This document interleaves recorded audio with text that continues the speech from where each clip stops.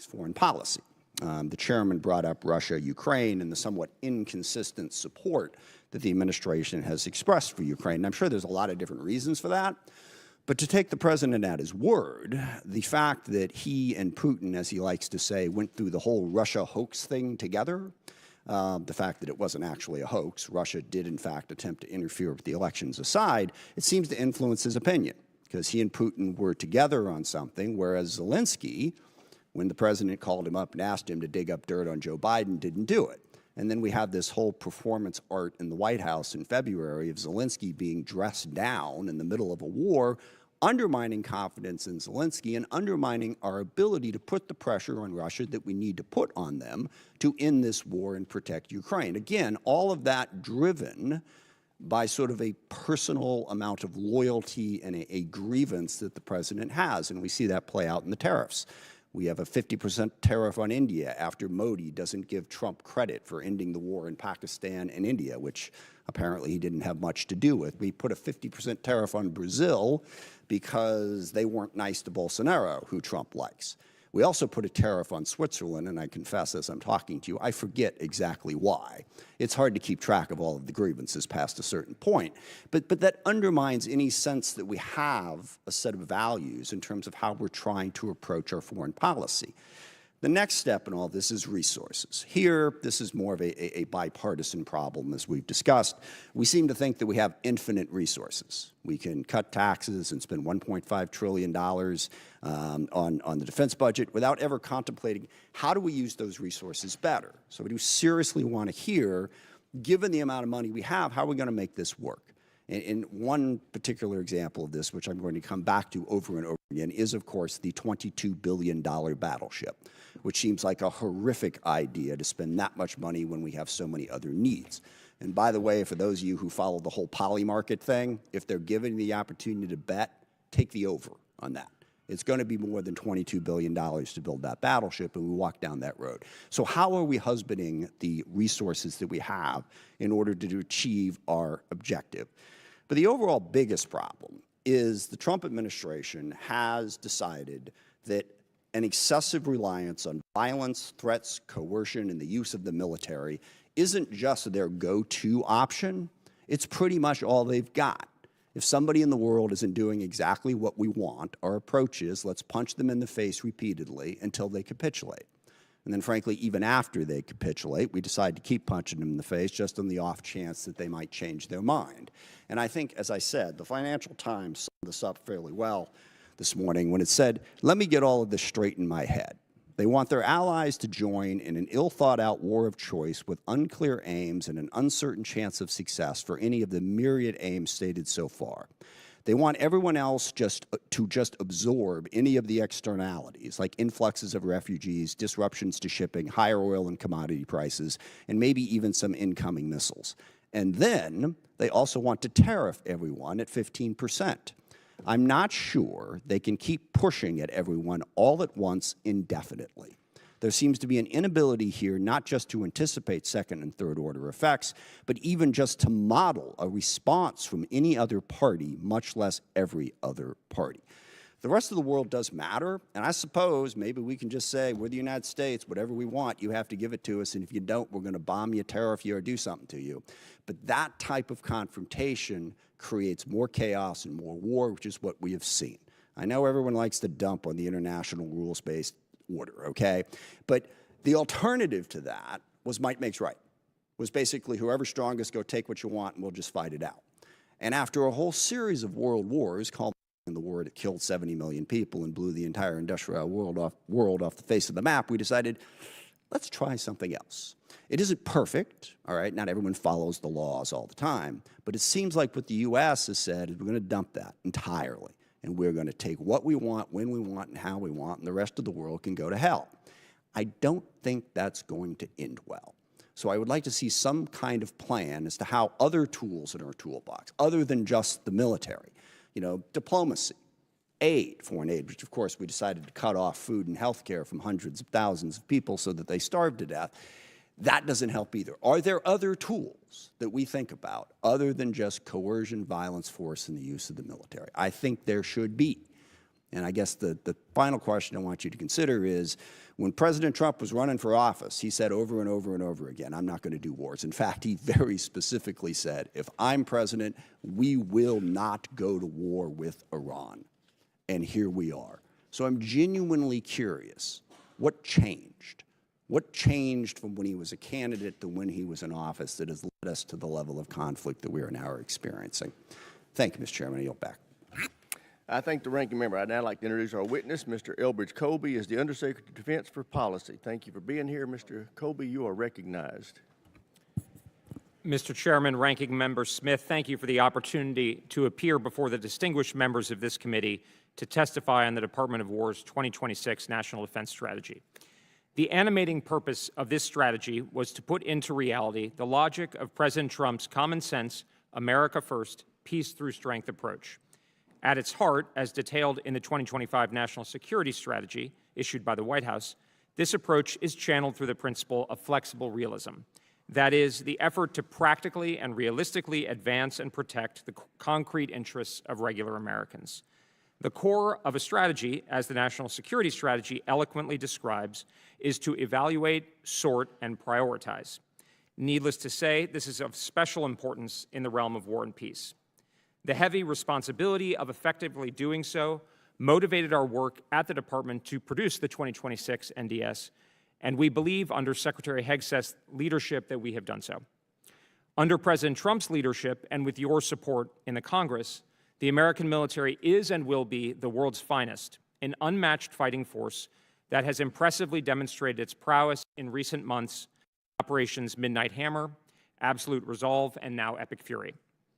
At the same time, we recognize that, as Secretary Hegseth has aptly put it, we cannot do everything everywhere all the time. This is, of course, a practical reality. The American military, while without peer, is not infinite in its application and resources. Potential opponents have been building their strength and capabilities, and it is not fair, just, or sustainable to ask the American people to bear burdens that are inequitably distributed with those of our allies and partners. As a result, we must prioritize, and this strategy does so. It does not do so in a way that is pinched or hesitant. Instead, it does so in a way that prudently and practically navigates between two unreasonable extremes. On the one hand, an isolationism that pretends that we can retreat from the world and that a favorable stability will emerge. And on the other hand, an unfettered use of military force for overly expansive ends that would drain the American people's will and resources in unnecessary and overly ambitious conflict. This strategy, rather, prudently adopts a middle course that will actually put us on a far firmer, more successful, and thus more lasting course than either of these extreme alternatives.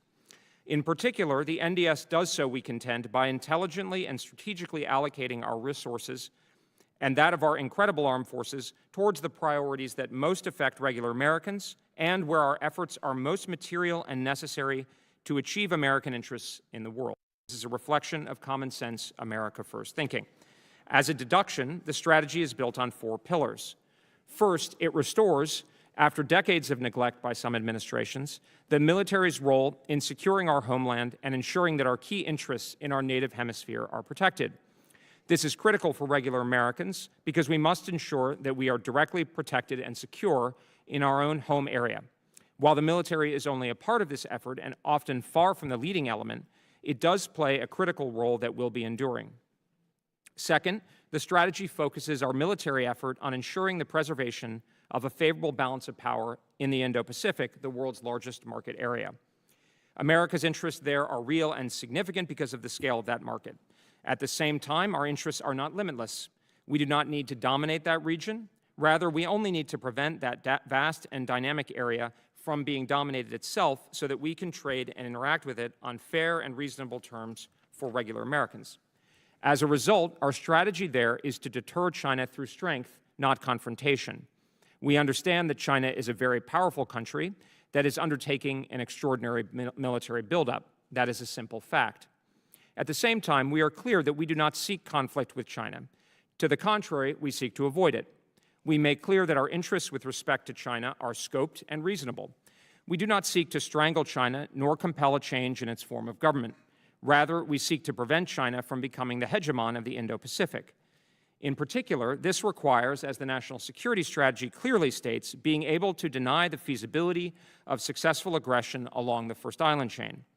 Because of its significance and the central importance of the military role in meeting this requirement, meeting this standard of an effective denial defense along the first island chain is the primary focus of the U.S. Armed Forces. At the same time, ensuring our forces can pace to this challenging standard will ensure that the Department can always offer the President the operational flexibility and agility required for other objectives, especially the ability to launch decisive operations against targets anywhere, including as we see today in Operation Epic Fury. It is critical to emphasize here that our strategy is aligned not only with the interests of our allies in the Indo-Pacific, but with many other countries as well that are not formally our allies. These states seek to preserve their autonomy and thus their ability to chart their own national futures on their own terms. This, too, is our goal, as Secretary Hegseth eloquently laid out last year at the Shangri-La Forum. And our military focus, alongside the efforts of our allies and partners, is designed to uphold that ability. Third, we recognize clearly that there are other real threats around the world that imperil our allies and indeed our own interests directly. We do not neglect that. To the contrary, we see it clearly. But we also understand that we need to allocate our own resources realistically and prudently, and that we must account for our allies and partners' ability and will to meet those challenges as well. This is why the strategy so strongly emphasizes burden sharing, which is its third pillar. The logic here is to encourage, enable, and wherever necessary, to press our allies and partners in other theaters to take primary responsibility for their conventional defense. This makes sense because, as is so often pointed out, we are allies with many of the world's largest and most advanced economies. As a result, we do indeed have an alliance network that has tremendous latent military power. Unfortunately, over the last generation, partially due to our own permissiveness and perhaps even hubris on this point, many of our allies have functionally demilitarized. This is untenable and unreasonable, and the fact is that our allies know it and are moving rapidly and substantially to step up. They are no longer, because of President Trump's leadership, fighting the scenario. Rather, they have now accepted they must step up and are beginning rapidly to do so. As a result, our approach has adapted to one of let's get down to business. In Europe, we are urging our allies to move to a model of NATO 3.0, in which wealthy European allies take the lead for the conventional defense of European NATO. On the Korean Peninsula, we are urging our South Korean ally to do the same vis-a-vis North Korea. And the good news, distinguished members, is that this is working. Our allies are indeed stepping up along these lines. Now the issue is helping them do so and making this transition as rapidly and effectively as possible, which is indeed our focus. In other regions, we are also urging and seeing progress with our allies. Along the first island chain, with countries like Japan and Australia, we are urging these wealthy and capable allies to do their part for collective defense, as the NSS urges. In the Western Hemisphere, we are working with many like-minded countries in the region to address shared threats to our prosperity and well-being, as today's conference in Miami demonstrates. And in the Middle East, we are actively working with our model ally, Israel, and other regional partners to address the threat of Iran and terrorism, indeed the very purpose of Operation Epic Fury. The final pillar of the strategy, as you mentioned, Mr. Chairman, is to supercharge the defense industrial base. The NSS and NDS, and I stress this, both call for a national mobilization of our industrial capacity to arm both our own forces and those of our allies and partners. As you on this committee know so well, this is vital because we must be able to arm our own forces and those of our allies and partners with the best weaponry, quickly, at scale, and at a reasonable price. We are seeing tremendous progress on this front thanks to President Trump, Secretary Hegseth, and Deputy Secretary Feinberg's efforts, as well as your support and leadership in Congress, but this will be a critical continuing area of focus in the coming years. In closing, this strategy promises, under President Trump's leadership, to put our country and our allies and partners on the path to lasting security. In just a few years, we can expect the warfighting ethos to have been restored in our armed forces and for them to be armed with the most modern, effective weaponry at scale. We can expect our wealthy allies and partners around the world to have stepped up to do their part for collective defense and their own security. We can expect our potential opponents to see the peerlessly formidable armed forces of the United States and the highly capable forces of our allies and partners together, and to conclude that peace and restraint is the better course for them. Thus, we can very much reasonably hope for a decent peace for Americans, for our allies, and for that matter, for our potential opponents. This is a very good future to which we can reasonably aspire. At the same time, however, we at the Department of War know that we cannot take this future for granted. To the contrary, we will hope for the best but prepare for the worst. We will ensure that our armed forces are as ready as they can possibly be in line with the priorities outlined. Should our potential opponents spurn this reasonable offer, members of this committee, your support in ensuring that our forces are ready will be absolutely vital. Thank you very much, and I look forward to your questions. Thank you, and I'll recognize myself for questions. I have, over the last couple of years, spoken repeatedly with General Grinkowicz, the EUCOM commander, his predecessor at EUCOM, General Cavoli, and U.S. Army Europe Commander Donahue about the decision to withdraw the brigade from Romania. All of them made the assessment this would increase NATO's risk in deterring their posture against Russia, but it also sent a terrible signal about the United States' commitment to NATO. General Cavoli, in fact, last year when he testified before us in the posture hearing, left absolutely no doubt during that hearing that it was his best military advice that we keep that 5th Brigade in Europe. Then we had President Trump state 2 days before the decision was made that there would be, quote, no significant changes to U.S. force posture in Europe. And then also we had Secretary Rubio told his Romanian counterpoint 2 weeks, the very same thing. When I was in your office, I told you there was overwhelming bipartisan support in Congress for keeping our posture in Europe at 5 brigades. It's clear to me that you decided that pushing your agenda on U.S. force posture without interagency coordination and without regard to the President's opinion or Congress's was the way to go. Can you explain to me how you arrived at that position? Thanks for the opportunity, Mr. Chairman. Let me, I categorically assert that I was straight with you in our discussions, and I commit to be. So that just kind of lay flat, as they say in the Pentagon on that point. Let me reassure you emphatically that I'm a loyal lieutenant of the President, and we don't do anything in the Department of War that is not aligned with the President. I am not in the chain of command, sir. So when you say you, I can only infer that you are referring to President Trump's Department of War. I stay very, very closely tied in with Secretary Hegseth, who is, of course, with the President essentially every day, whether directly, physically, or otherwise. So let me just stress once again, sir, that these are the policies of the Trump administration. I am a loyal lieutenant of the President, and we follow his instructions on this issue as others. On the specifics of the matter, sir, a couple things. This decision was coordinated through normal channels within the Department of War and did receive best military advice. And in fact, some of the, I will say, some of the reasons for doing it was the significant stress on the Army forces that were deployed there. So that was actually some of the, in fact, we all heard about it directly. And without getting into individuals, because it's deliberative within the executive branch, I have a different understanding of the best military advice provided by some of our commanders. So happy to go into that. So we aren't competent to hear best military advice in this committee? I'm sorry? You're telling me that we aren't competent to receive best military advice? I'm not saying that at all. You're absolutely competent. I mean, General Cavoli sat in that chair and told us that it was his best military advice. General Cavoli did. He was the EUCOM commander. His successor told us the very same thing. I'm not questioning your integrity in this, sir, but I heard something different in terms of when we made that decision, so without getting into personalities. Okay. And then actually, sir, and I won't quote the individual specifically, but a very relevant senior European official actually said that this was a very beneficial signal. I heard that about several weeks ago, and has demonstrated to Europeans that they need to set. Sir, I don't think, I was asked not to, maybe in closed session we could go into it, but I can give you chapter. We'll have a closed session right after this. I look forward to happy to do that, sir. Mm-hmm. All right. The decision, as I understand it, to remove that brigade was made on October 24th. Our committee was formally notified on the 27th. How can you characterize telling us 3 days later that that's consultation with Congress, which you are constitutionally required to do when it comes to force posture decisions like that?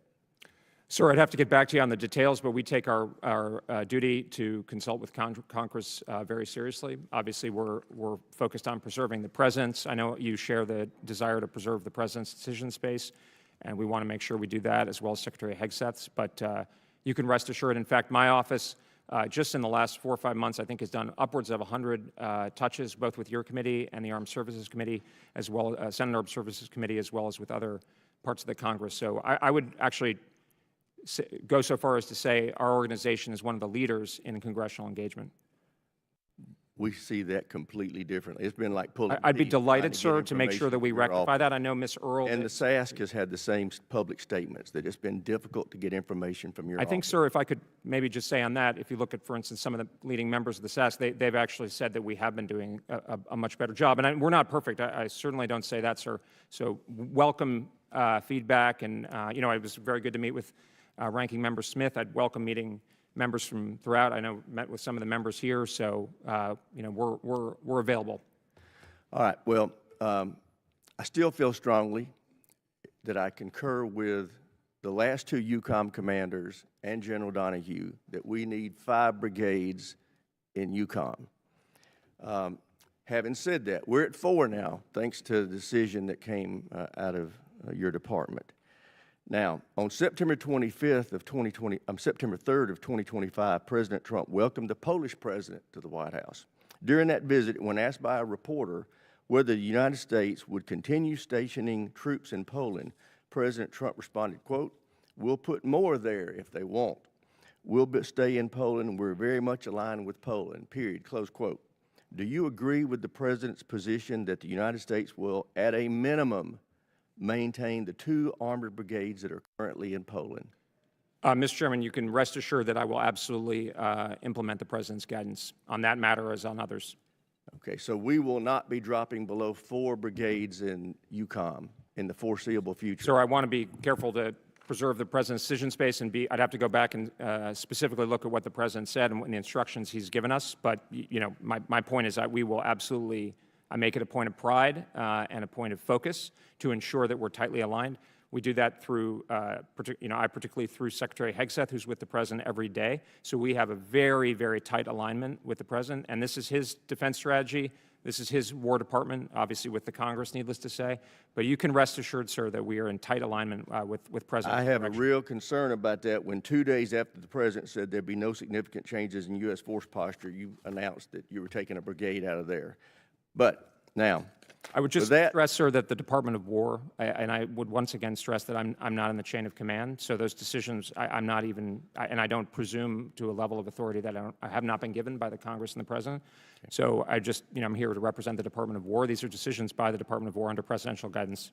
Well, I just want you to know, going forward, we feel very strongly that Congress has a say-so in these matters, and we're going to help y'all understand that in the coming months and years. Thank you. Fully understood, Ranking sir. Member. Thank you, Mr. Chairman. A lot of different ways to ask this question, but the bottom line is, what does success look like in Iran? Basically, what are the objectives that we are trying to achieve, and what does it look like when we go, okay, we've achieved our objectives, success, we're done, we're out? Thank you, Mr. Smith. We're thinking a lot about this. I would say I can give you the perspective from the Department of War, which represents the direction that the President has given for the military campaign, which is specifically focused on degrading and destroying the power projection, particularly the conventional power projection capabilities of the Islamic Republic of Iran, and thus especially missile one-way attack drones capabilities and their production, as well as the naval forces of the Islamic Republic. How destroyed does it have to? Well, I think that's I mean, we're going to seek to do the best we can. I think we're on plan, as Admiral Cooper has said. I think that can nest with a variety of political outcomes, as the President referred to the other day. The Venezuela Two parts model. to that. I keep hearing that we're on plan, and I keep asking, and this is oversimplification, but I don't know, they had 10,000 missiles, now they have 8,000. And I keep getting told, yeah, we don't really have those specific information yet. So how do we know that we're on plan if we can't Well, get... you know, we don't want to repeat, you know, the mistakes of McNamara and a false kind of numeracy to it, but I would say that, you know, we are looking at the strategic level.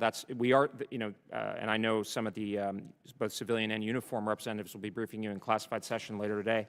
So obviously those numbers are important, but we're looking more at a strategic level at degrading the capabilities of the Islamic Republic, not only fielded forces, but the production capabilities. The lack of specifics on that are troubling in terms of how long this is going to last. And then the second piece of it is what you alluded to, which is, okay, so we've done this before. I mean, we did it a year ago. Israel did it over the course of 2 years and significantly degraded Iran at a much lower cost in terms of the regional war. But when that's done, if the Islamic Republic is still there, they will simply rebuild.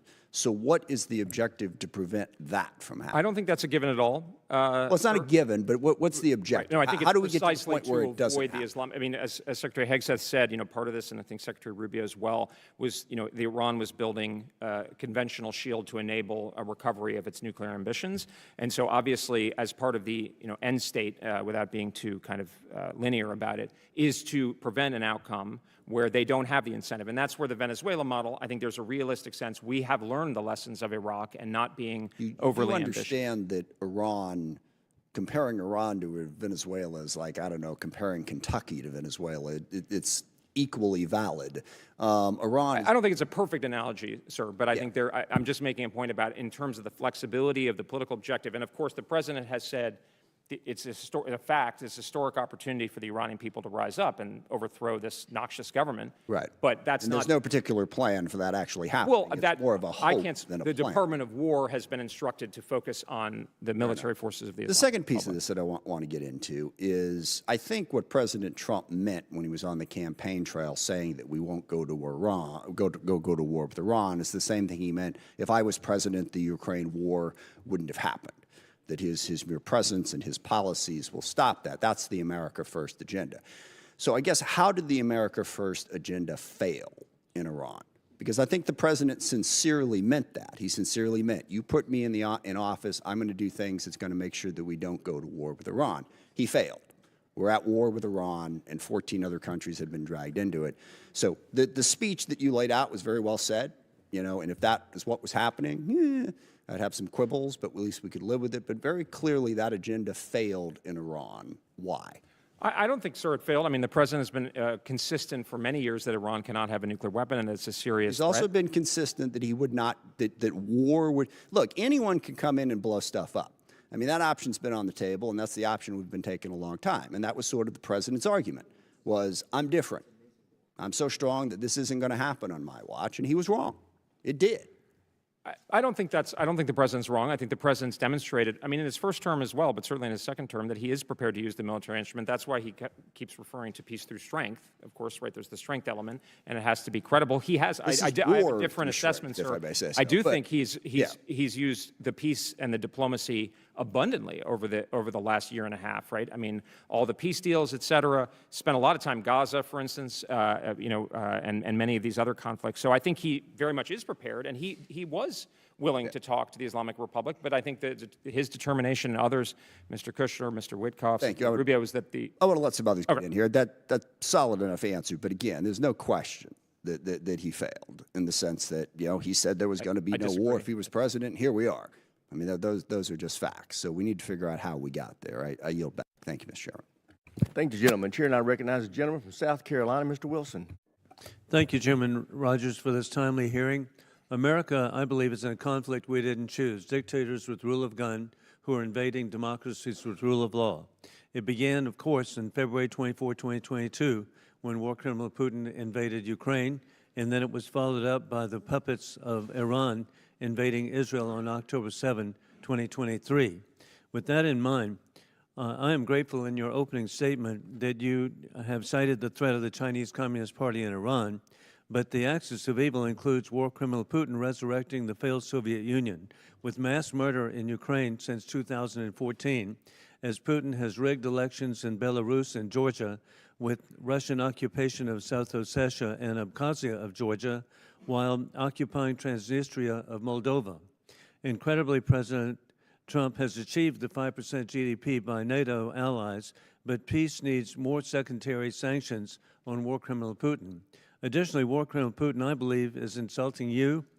He is mocking you personally, as President Trump has indicated. Putin speaks lovely in the morning and conducts mass murder in the afternoon. With that in mind, Secretary Colby, under the leadership of President Donald Trump, we're preventing endless wars, prioritizing American security and peace through strength. The National Defense Strategy seeks to shift responsibility for security in the Middle East to Israel and our Arab partners and prioritize other threats. And you've indicated the other threats should be focused on the Indo-Pacific. Do you believe that Operation Epic Fury risks wasting the Department's limited resources needed to deter war with China? Mr. Wilson, I think that the Operation Epic Fury is actually an example of exactly what was talked about in the strategy. The threat posed by the Islamic Republic of Iran is explicitly detailed, and also the ability for the president to be able to take effective action against those threats. It's actually a validation of the approach towards allies and partners, because we see right now, obviously, Israel, a model ally, really taking the fight but in to the them. meantime, but also, if I could conclude, we're going to maintain every effort in success for Operation Epic Fury. Absolutely, we're committed to making sure that Operation Epic Fury is a success. And indeed, an extraordinary development today, to me, Iran has attacked Azerbaijan and attacked Syria. I am confident President Ilham Aliyev and Ahmad, the president of Azerbaijan, and Ahmad al-Shara, president of Syria, that Azerbaijan and Syria now will take action against Iran, which again adds to our capabilities of reducing the threat by Iran. Additionally, war criminal Putin continues, and our allies in the NATO flank face sustained pressure. Congress is aligned with the clear objectives. Congress appropriated $400 million for the European Capacity Fund to strengthen regional deterrence and partner capability. What is the policy's recommendation for using the $400 million appropriated in the European Capacity Fund? Sir, I'd have to take that back. I'm not familiar with the specific issue, but I'll commit to promptly getting back to you on that, sir. Indeed. You set the policy guidance for the security cooperation, and I would urge you that indeed these funds should be used to support the brave and courageous people of Ukraine. Hey, for 4 years, they've stood up to a murderous dictator. I was in Kyiv in December before the invasion, and the entire planning was resistance and guerrilla warfare. The people of Ukraine have stood up for 4 years, and criminal Putin has actually lost nearly 1 million troops killed and wounded. And every effort should be made to back up our Ukrainian allies. And the intent of the $400 million Ukraine Security Assistance Initiative, which was authorized in the NDAA. Additionally, President Trump has made it clear that the Baltics and Poland are model NATO allies. The current force posture must be maintained for the benefit of American deterrence and commitment to the eastern flank, from our allies of Bulgaria and Romania to Estonia, Latvia, and Lithuania. And so I'm just, again, so hopeful that indeed policies will reflect the axis of evil needs to be defeated. And it's war criminal Putin, it's the soon-to-be totally removed regime in Tehran, and the Chinese Communist Party. With that, I yield back. Thank you, gentleman. Chair, and I recognize the gentleman from Connecticut, Mr. Courtney. Thank you, Mr. Chairman. Mr. Colby, in the unclassified NDS that, again, was just issued about a month ago, on page 11, it states, quote, "The Iran's regime is weaker and more vulnerable than it has been in decades, and that their axis of resistance is similarly devastated." For anyone who understands the English language, your department clearly, explicitly downgraded the threat that Iran poses to our nation. Yet suddenly on February 28th, just a few weeks later, that all changed. Epic Fury was launched. 6 service members have lost their lives because of, in my opinion, a gross failure of force protection. And there still is no coherent explanation of what caused the change and what is the end game. And that's why if you look at public opinion polls over the last week, across the board, there's been no rally around the flag reaction by the American public. First of all, they kind of took you at your word, and the president at his word when he said that the nuclear threat was obliterated just a few months ago. And now suddenly we're engaged in a war which, again, for a lot of people, feels very much like past experiences, which didn't end very well. I want to also, for a moment, just focus on the NDS's sort of almost insulting comments about burden sharing by our European allies in NATO. Again, when you laid out in the NDS what are the homeland security threats, what's the threats in the Western Hemisphere, there's not a word in there about the fact that Putin, even in the middle of the Ukraine war, has still been increasing his investment in its nuclear forces. General Giat from the Northern Command, when he testified this past year in 2025, when he was asked the question, again, in a public setting, what are the threats to the homeland, made it very clear that the bomber fleet sorties that the Russians have been conducting over the North Atlantic coastline, that submarine patrols, there was a port visit in Cuba, and again, there's no question that for some of us who have had the briefings, this is something that actually has been accelerating over the last few years or so. Not a mention, not a syllable in the NDS in terms of the Western Hemisphere threats that, again, you posted there. In terms of burden sharing, as the Norwegian Prime Minister pointed out to President Trump not too long ago, he stated that the Russians' nuclear arsenal is 100 kilometers from its border on the Kola Peninsula. They are the eyes and ears for the United States of America in terms of patrols that go in and out from that region. They invested some serious money before President Trump was president in purchasing P-8s to conduct those ASW patrols. Denmark, UK, France, Greenland, Iceland, Canada, all of them are part of the effort to protect the U.S. homeland. And again, the Premier made it very clear, that arsenal is not aimed at Norway, it's aimed at us. So when is there going to be a recognition by your NDS about the fact that really, I think probably the most existential threat to the homeland has, over the years, decades really, been a team effort with our European allies, which they have gladly contributed to, even though for them it's not their number one closest security threat. Well, thanks, sir. Maybe I could refer to you, page 12 of the document. It says Iran's leaders, although it suffered severe setbacks, it appears intent on reconstituting its conventional military forces, and Iran's leaders have also left open the possibility they will try again to obtain a nuclear weapon. I won't go much further, but obviously the threat of Iran is countenanced in here, and we talk about the burden sharing piece, but also the ability of the president to use force. And then, sir, on page 10 about Russia, the document says Russia also possesses the world's largest nuclear arsenal, which it continues to modernize and diversify, as well as undersea space and cyber capabilities that it can employ against the U.S. homeland. So, sir, obviously this is also the unclassified version, so I don't need to. Well, I've read the classified. I've actually read the classified. Demonstrably here. I've read the classified version. It is radically different from the briefings that we've gotten from Northcom and EUCOM over the years. I can't possibly agree with that. Well, I I actually think that. We take those threats very seriously, sir. Yeah, and unfortunately, you don't give credit where credit is due in terms of our allies. That again, sure, our allies are making tons of progress. I saw it in Europe. We're moving out. Again, this preceded Trump.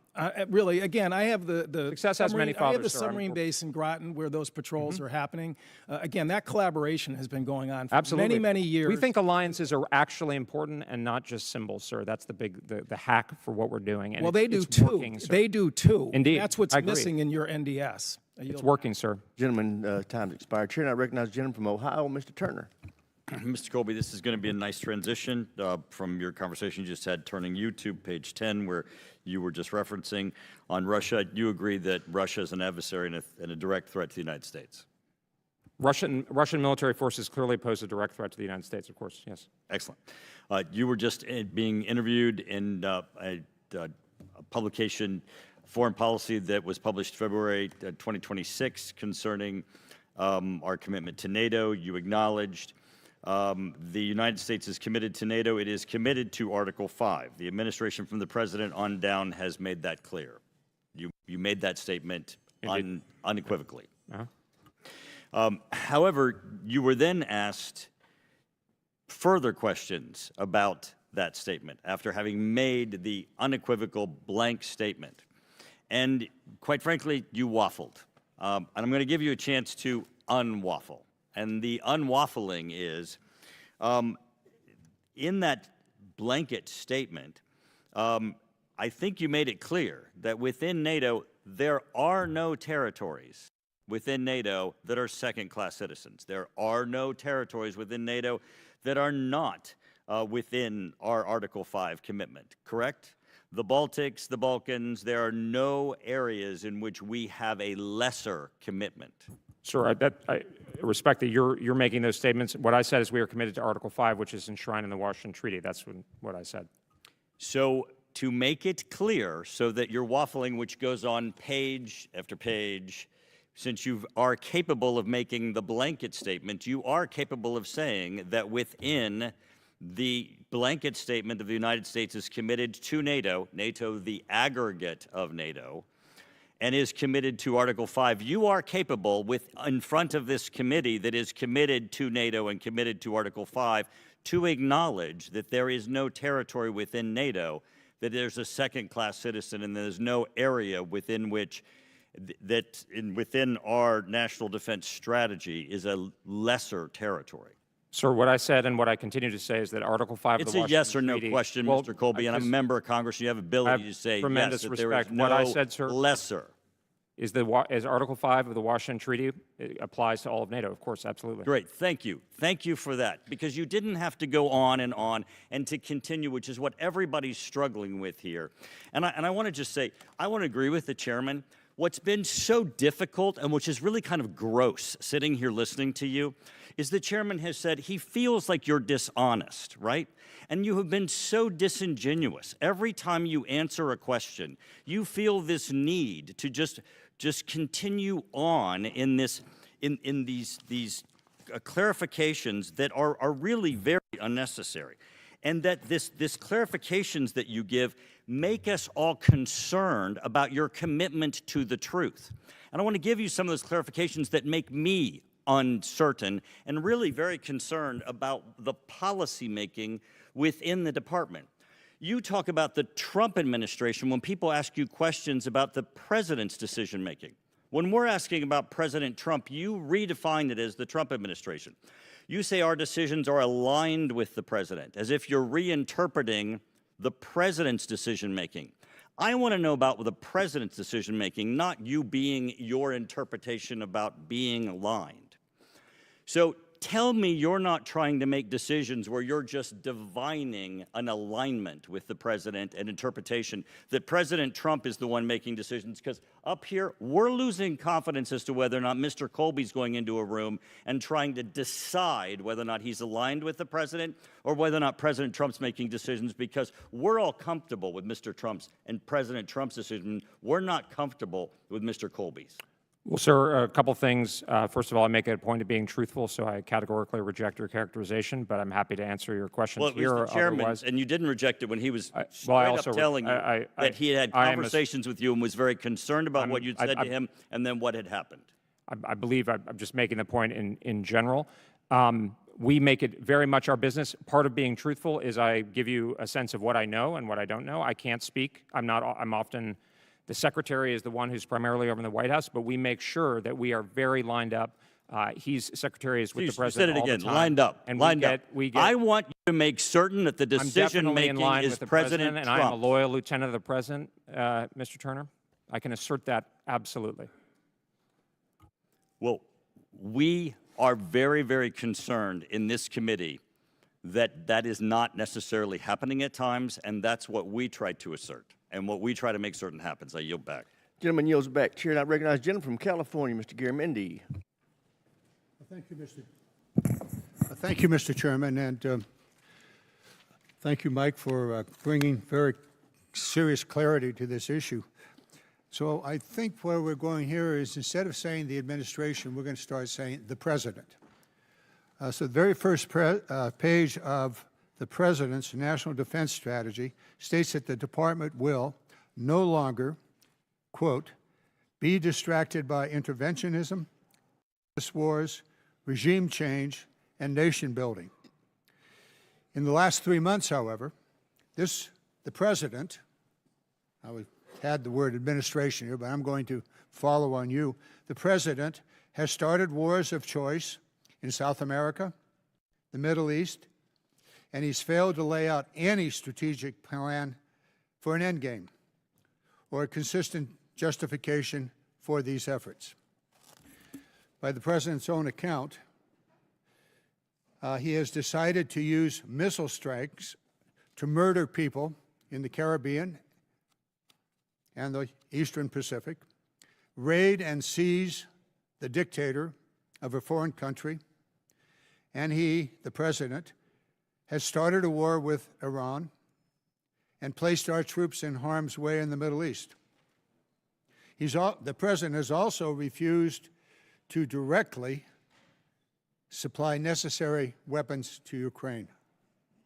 And the president has said he wants Greenland. All of this raises the question of what in the hell is going on? What is the strategy? What is the purpose of all of this? The president also said that on day one he would be a dictator. He didn't say when he would end his dictatorship. But for those of us that have observed the president and his policies and his rather wild strategies, we're going, it appears as though this dictatorship's not going to end. And you're here basically carrying the president's water and trying to answer the questions that this committee has raised.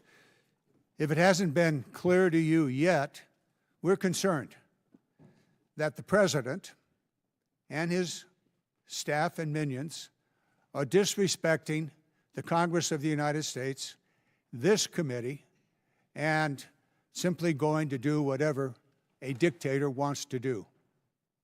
Now, am I correct that the president is going to do whatever he wants to do, wakes up in the morning and says, well, we obliterated the nuclear program in Iran.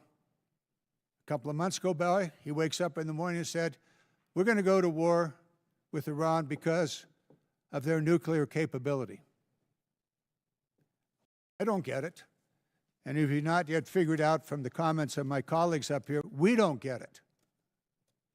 But indeed, we seem to have a president that every morning wakes up with a different strategy. So, where are we going here? Can you explain what the president wants to accomplish in the Caribbean?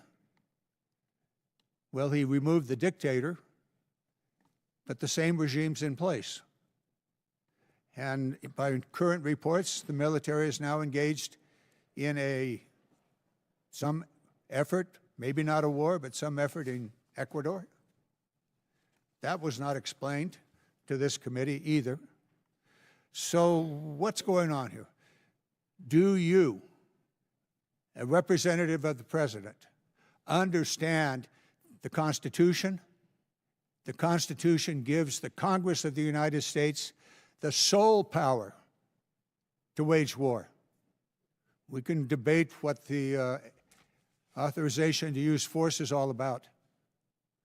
So please explain to me in the next 30 seconds, what in the hell is this president doing? I'm honored to be here as a representative of the president and to explain that I do think he's advancing American interests and putting them first. In the case of the Caribbean, he's going after narco-terrorists that have been directly contributing to the deaths of hundreds of thousands of Americans. And in the Middle East, he's taking action against the noxious Islamic Republic of Iran, which I know on both sides of the aisle there's a shared sense of the threat. In the president's national defense strategy, he said he would not be distracted by interventionism, endless wars, regime change, and nation building, but that is precisely what's going on. Gentleman's time's expired. Chair now recognizes gentleman from Virginia, Mr. Whitman. Thank you, Mr. Chairman. Thank you, Secretary Colby, for joining us. I want to pick up where Senator Wicker left off. Taiwan is not mentioned in the National Defense Strategy, and what we say publicly and what's in a document really matter. You know that the Congress has provided $850 million in the Presidential Drawdown Authority for Taiwan. You know that we provided $1 billion in the Taiwan Security Cooperation Initiative. And despite clear congressional intent and even the direction in your strategy, it doesn't appear as though any of those dollars have been executed by the department. What's the status of that funding? And has any of it been spent on defense material, training, or equipment upgrades for Taiwan? Congressman, I'm not exactly sure about exactly the status, so let me commit to get back to you with the detailed information. Well, you told Senator Wicker 48 hours ago that you would do the same, that you would get back to him. So you're telling us that in 48 hours, I you still got within the don't know 48-hour window, what's sir. going on? So we'll make sure we're within that window or barely over it, and I'll ask your forgiveness if that's the case. It's concerning to me that within 48 hours, when you promised Senator Wicker that you'd get that information, that it's not forthcoming. Take that responsibility to engage with you seriously, sir.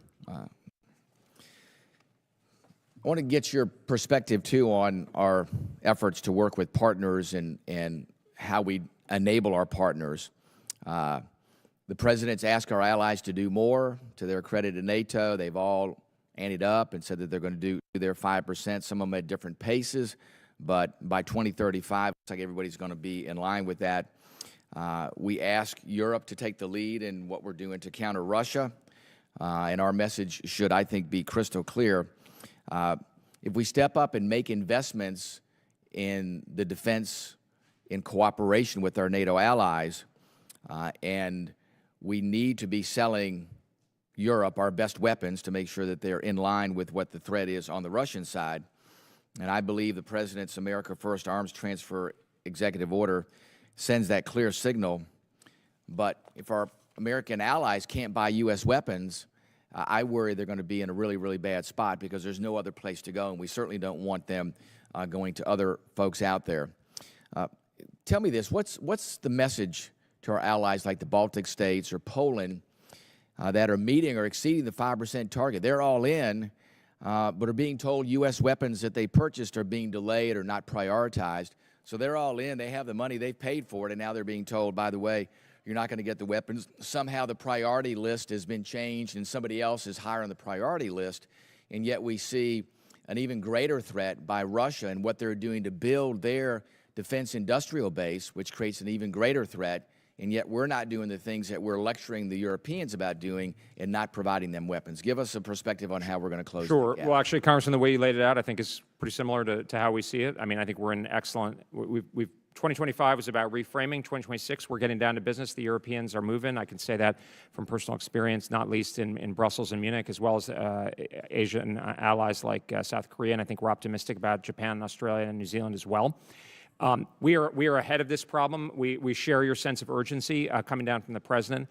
I think we've got three main things we're focusing on. One is the President's historic proposal for a $1.5 trillion defense budget. That is a massive signal of the seriousness with which he and we all take the situation, conscious of the resource issues that Mr. Smith mentioned, but that's a signal of how serious it is. Second, money is a critical predicate, but it's insufficient. We need to have better performance from defense industry, and that's why the President is convening defense industry leaders tomorrow. You have from the President, the Secretary, the Deputy Secretary, Undersecretary Duffy was here yesterday, absolute commitment to getting better performance, and I think you're seeing a lot of progress because we all need to know, we want to be able to get our services where there are unacceptable timeline delays, but also green, our allies. And this is not a situation where they're picking and choosing and try to poke at people.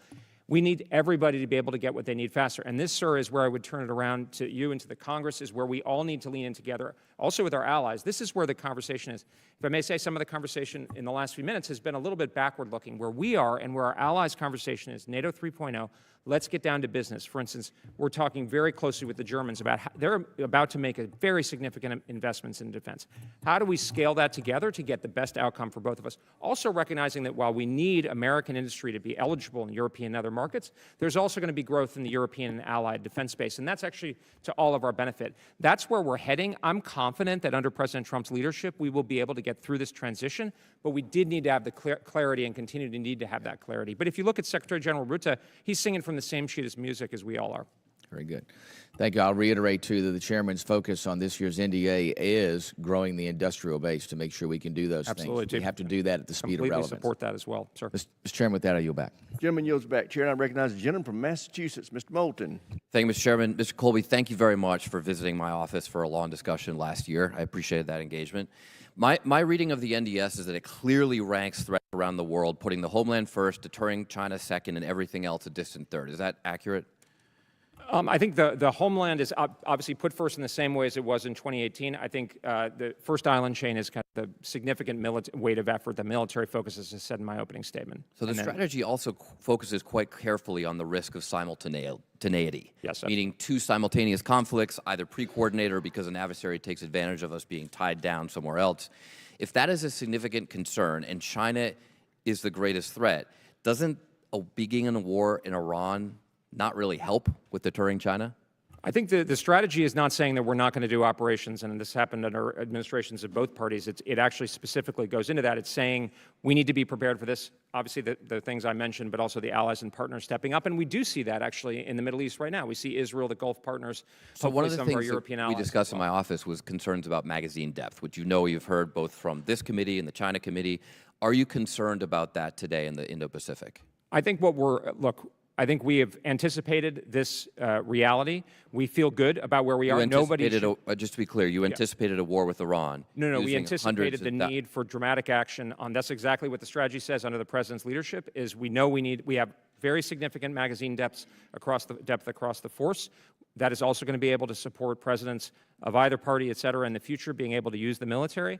But we need to get better performance, and that's why we're all leaning in on it. You're not concerned about the number of missiles that we are using in Iran today? I'm confident in the situation.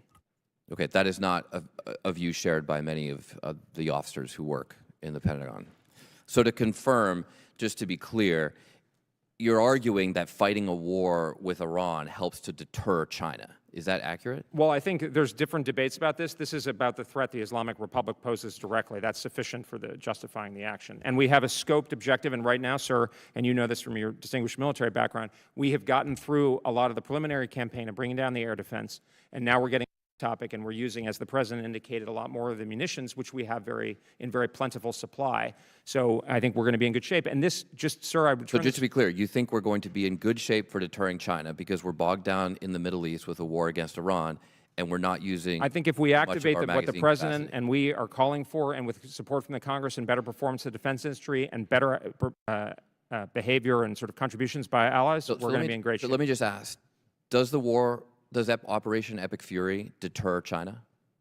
I think there's an argument that it can have some deterrent effect. Just yes or no? What I do see is that I know we want to know. Do you view? I can give you more specificity. We do see that others around the world, and conscious that we're in an open hearing, are very impressed by the prowess of the joint force and are. But do you think, as someone who's focused on China for a long time, absolutely, you think it deters?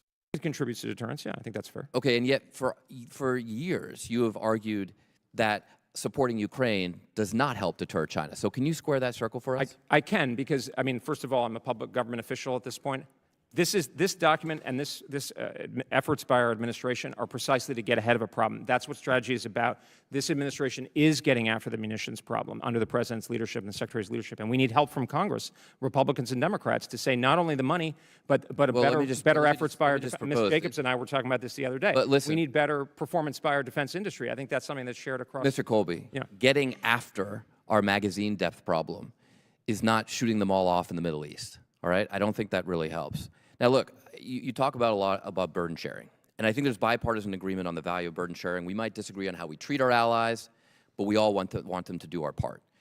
The NDS states the Department of War will empower regional allies and partners to take primary responsibility for deterring and defending against Iran and its proxies. Those are the words you wrote in the National Defense Strategy. How does the U.S. going to war with Iran represent our allies taking primary responsibility for the Iran threat? Well, I think Israel is a pretty excellent example of the kind of ally we want. That is taking. I mean, they're taking. Oh no, just to be clear, Secretary Rubio said that we are burden sharing for Israel because we started the war on their timeline. So I'm asking how our allies are burden sharing for us.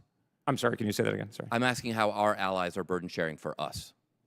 Well, I mean, Israel is obviously doing it. We see it from the Gulf partners, where there's a lot of munitions depth, et cetera. So, and actually, some of the European, Let me just ask Canadian Prime Minister said. Okay, we're coming to the end. How many pages was your opening statement? Okay, it's 1,700 words, 177 sentences. You devoted one sentence to the war in Iran, and not one word to the 6 soldiers who have been killed in action. Do you think that's appropriate today? I have only the deepest respect for those soldiers and their families, sir. Gentleman's time's expired. Chair, and I recognize the gentlelady from New York, Ms. Stefanik. Thank you, Chairman Rogers. Mr. Colby, this is somewhat following up on previous questions. There's been public reporting, as well as President Trump's statements on munition stockpiles, and my colleague, Mr. Moulton, touched upon this. Can you please give the department's assessment on munition stockpiles, what we can anticipate over the next year? I understand we're in an open setting, but the reason I'm asking the question is it will be Congress that appropriates and authorizes through a supplemental, so if you could lay out what you're able to in this open setting. Sure, ma'am, and obviously we're in an open setting, but I think this obviously has our top priority attention. The $1.5 trillion figure, I'm not exactly sure how that might be broken up in terms of congressional engagement, but I know there's significant engagement from the Secretary, Deputy Secretary, Undersecretary Duffy, et cetera. So I'm not sure I can get into more specificity here, but that's obviously, as the President indicated in his Truth Social the other evening, that's going to be a top priority for us. In the National Defense Strategy, the prioritization on homeland defense is incredibly important. It's important not only to the entire country, but specifically to a district like mine, given the importance of missile defense. Can you tell me a little bit about the administration's focus on East Coast Missile Defense Site? In the first Trump administration, you will recall that the President designated Fort Drum as the chosen location for East Coast Missile Defense Site. This committee has passed that language. What is the status of that, and what is the plan for that moving forward? Ma'am, I'll have to get back to you as quickly as possible with an answer on that, just on the precise status, but obviously the administration is committed to implementing the President's Golden Dome approach, so I think we see a strong future for missile defense, but I'll get back to you. And implementing the NDAA and the language in the NDAA with the selection of Fort Drum as the East Coast Missile Defense Site? I'm sorry. And the intention is to implement the language in the NDAA? I have no reason to think otherwise, but I'll get back to you, ma'am. Okay. I guess just broadly, as you know, Mr. Colby, I represent the 10th Mountain Division, which I've just referenced. It's the most deployed division in the U.S. Army since 9/11. Currently, a brigade is deployed to the Middle East. Can you share a message to those soldiers and their families whom I represent in my district? These are families I speak with every single day as their member of Congress, and they'd appreciate to hear from you.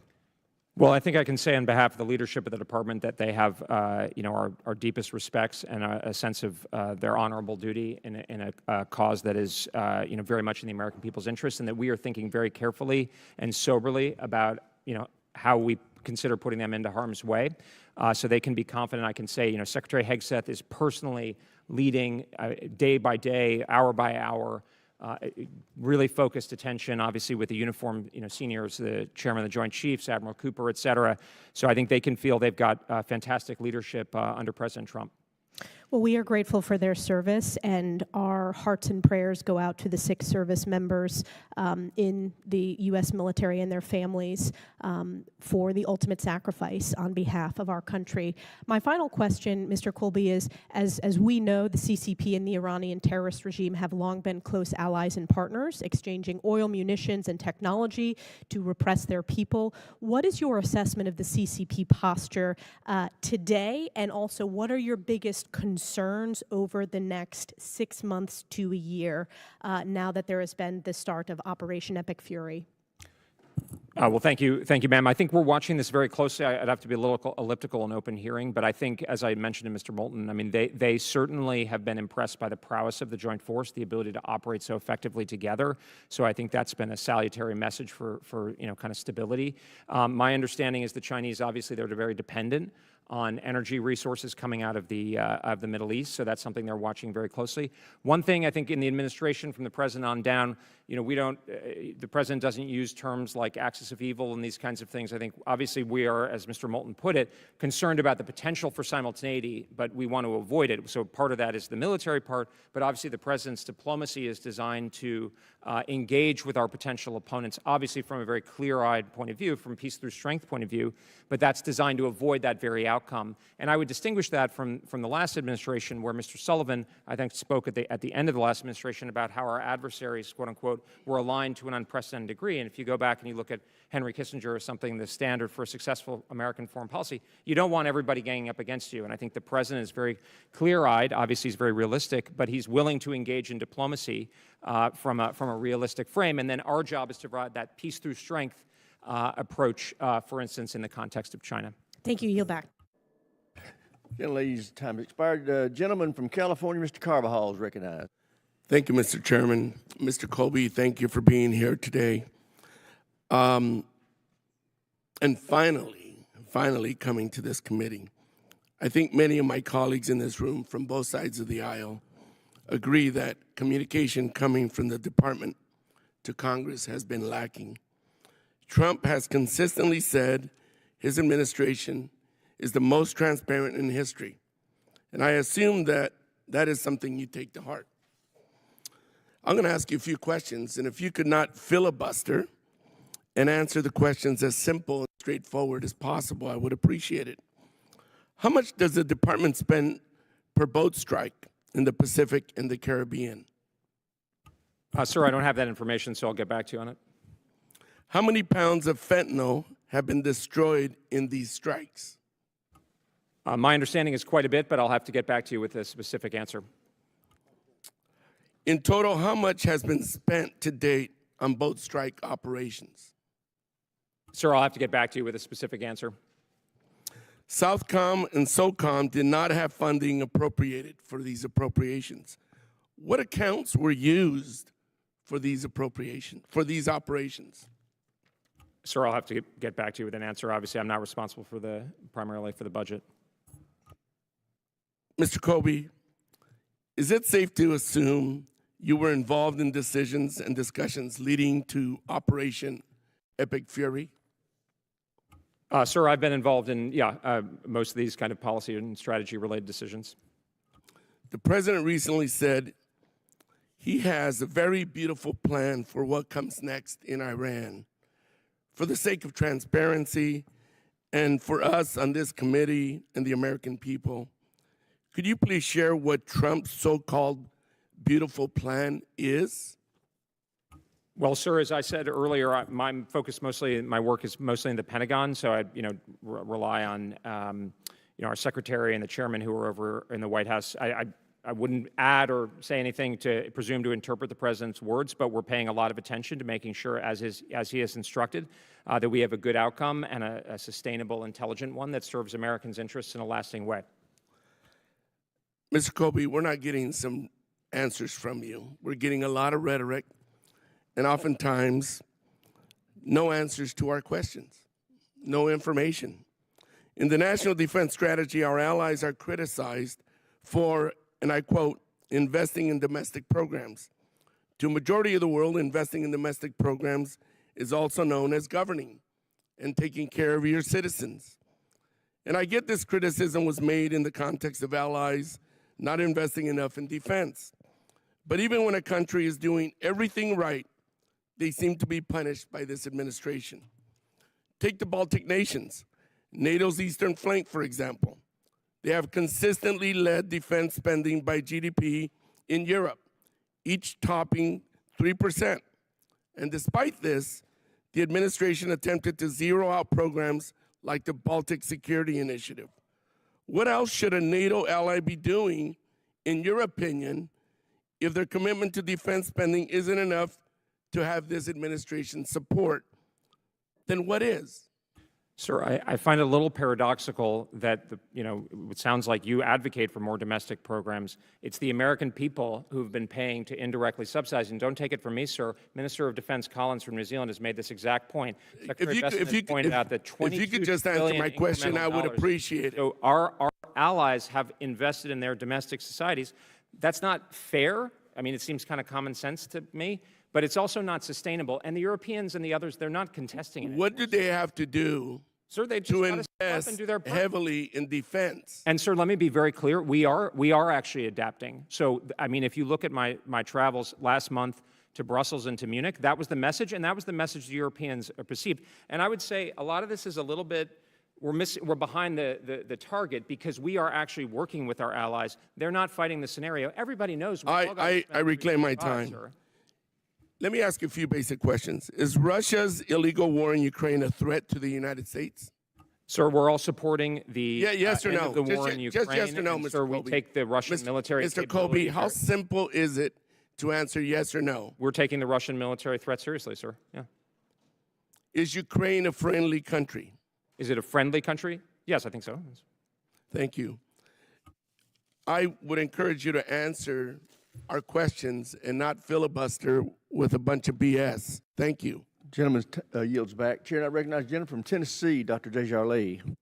Thank you, Chairman. Secretary Colby, I'm probably going to take a little different approach than some of my colleagues have here, but as the subcommittee chair on strategic forces, I have a lot under my umbrella that as the President's priorities, including Golden Dome, advancement in space, nuclear modernization, missile defense, and so, pretty much all the things we're talking about here.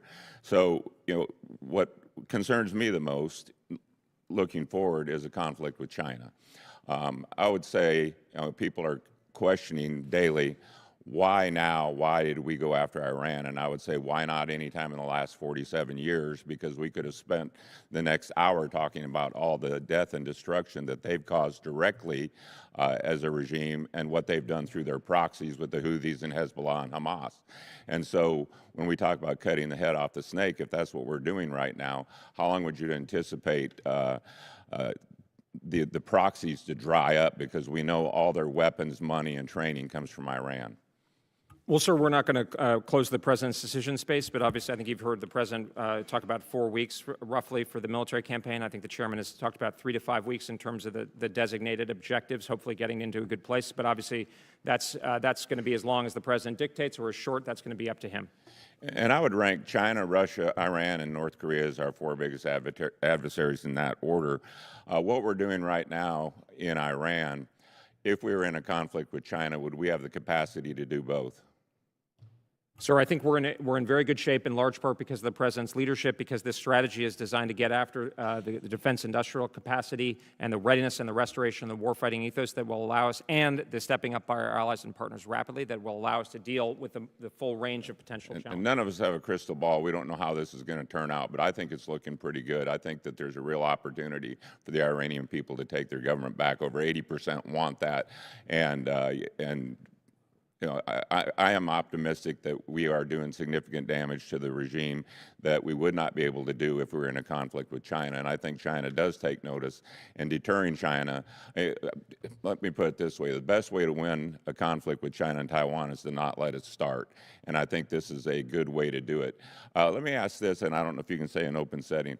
It doesn't seem like Iran has many friends, and the friends that were at least neutral to them they're attacking. Do you see any sign that anybody's running to Iran's rescue? Sir, if I could just briefly address, I think the way you put it, the best way to deal with the challenge of China is not to fight it from a position of strength where interests are respected, and that's exactly the approach that President Trump and Secretary Hegseth have given us. I've actually been quite struck by how little support there is for Iran, and of course they've made that situation worse by taking shots at countries throughout the Gulf, Turkey, et cetera. Yeah, and I think Trump we were not happy with what he did in Romania by pulling troops without telling us about it. We're on Team America. This committee is probably one of the last bipartisan committees in Congress that I can see, and we're on your side. And I do ask that we get better communication, because we want to help you, and we want to help America, and we want to do this right, and we can't do that without better direction, better clarification, and the fact that we feel like you trust us, because we do have to speak to our allies and their ambassadors and all that. And if what we're telling them is not consistent with what the president's doing, it makes our job much more difficult. China is projected to have over 1,000 nuclear warheads by 2030, vastly surpassing our capacity. They're also heavily investing in area denial systems and massively in ground test infrastructure compared to what we have in the United States, advancing in hypersonics, and their shipbuilding capacity is probably 230 times what the U.S. is. So how does the national defense strategy hold China at risk and pace in fight with all these advancements? Well, thank you, sir, and maybe I'll answer those questions together, and I appreciate your trust, sir, and I appreciate also your points about communication. I think, as I said earlier, we've been leaning forward on the policy side over the last 4 or 5 months, so I think we've got a good track record, but we can always do better, and I'd welcome myself or my team, both sitting down with you and your staff, others who are interested, we're an open door and would welcome the communication. Obviously, we now have a settled framework, obviously reflects the Secretary, but with, on down from the President, alignment there. But I would say on that issue, we're actually thinking about a nuclear strategy. We're not going to do a formal nuclear posture review of the whole, bells and whistles, because I think the first term, President Trump's NPR, a lot of the things set out publicly were superb. But we are going to focus in on a few problems that I can't get into in an open setting, but welcome talking to you and your team about that if that's of interest. Gentleman's time's expired. Chair, I recognize the gentleman from California, Mr. Khanna. Thank you, Mr. Chair. Secretary Colby, good to see you. As you know, I've read your book, Strategy of Denial, and I've appreciated your counsel in the past. How many major wars has China been in since 1979? I think zero. Zero. I mean, the Vietnam-Chinese War in '79 was their last major war. How many major wars has the United States been in since 1979? I'd hesitate to give you a figure, sir, but, three Dozens? or four or five, I don't know. 4 or 5 major ones and probably dozens of interventions. And in the past, you've written eloquently, and I know you say it's your personal opinion, but you've written eloquently about how draining resources into the Middle East, which has very little % of the GDP, is actually a strategic disadvantage versus China. That basically China is free riding, they don't fight the wars. We've been spending all this money on these wars in the Middle East. I understand you work for the president, but how do you reconcile this view? Because one of the reasons I respected you is you said, look, we're getting in all these wars in the Middle East. Iran's like 0.44% of the GDP, and we've got to be focused on China. Well, thanks, Congressman. I'd turn it back to some of our conversations, if I may say. I think I've always said that Iran is a threat, and we're going after it with scoped military objectives, and that's what I committed to in my confirmation hearing almost exactly a year ago. So I think this is, I'm very supportive of this effort of Operation Epic Fury, and I know, and I personally am involved. I wouldn't overstate my involvement or influence, certainly, but I know from the top down, we are thinking about how to make sure this is net beneficial for the American people. But the real answer, sir, is in the industrial policy kind of discussions that you've been leading on your side of the aisle, but there's, I think, consensus on, which is we've got to be able to produce at a higher level more quickly the best stuff, but also lower cost stuff. And that's why, the real message of the strategy, and the strategy is more of a heuristic or a framework than a particular, settled point in time, is rather to say, we need a national mobilization of our defense industrial base. And, sir, I think that's what you've been saying. I appreciate that. Let me ask it this way, because I get you can't contradict the president. What are the biggest risks of the operation continuing in Iran? Is it sort of the munitions drain? Is it the treasury drain? What would you say? My hope is you'll be one of the voices in the administration saying, let's end this quickly. What do you see are the biggest risks? Well, I think there are a range of risks, and they have to be weighed against the significant benefit of obviously, kind of at minimum, the significant degradation or destruction of Iranian conventional military power and the possibility of a dramatic change to a much friendlier Iranian government. The military campaign is not riding on that as a designated outcome, but we're hoping for it, and that's a lot of that's in the hands of the Iranian people. I think that a lot of it would be, and something to say on the munitions piece, sir, is that we've gotten over top now, or we're getting over top, our forces are getting over top, so they can use a lot of these munitions that we do have, as the President said, in much more plentiful supply. I think we're conscious of the risks. I mean, we know what this is part of the reason for it. The Islamic Republic has conducted terrorism in the past. We're very acutely conscious of that. But I think a goal, this is why, this is not Iraq, I guess, 3.0, right? We are not doing nation building. We're not flowing. Obviously, the President has the option to use a variety of capabilities, but this is not, Jerry Bremer, CPA, et cetera. Let me ask one more question, my time. And my goal is to have your voice uplifted, so I don't want to ask you hard questions because maybe they'll discount your voice. I like the fact that you're in the administration compared to some of the other folks who are in the administration. By the way, Vice President Vance used to be where you were in terms of not getting into these wars until he's gone in the kind of Lindsey Graham direction. I actually don't understand it. Donald Trump beat Lindsey Graham in 2016, and now Lindsey Graham has become the face of Donald Trump's foreign policy. It's like, what happened? But let me ask you this last question. What about the view that Iran is just going to rebuild these things in 6 months, in 1 year? what is the plan? You know, General Petraeus said, what is the plan after Iraq? What is the plan? Are we going to go bomb them again?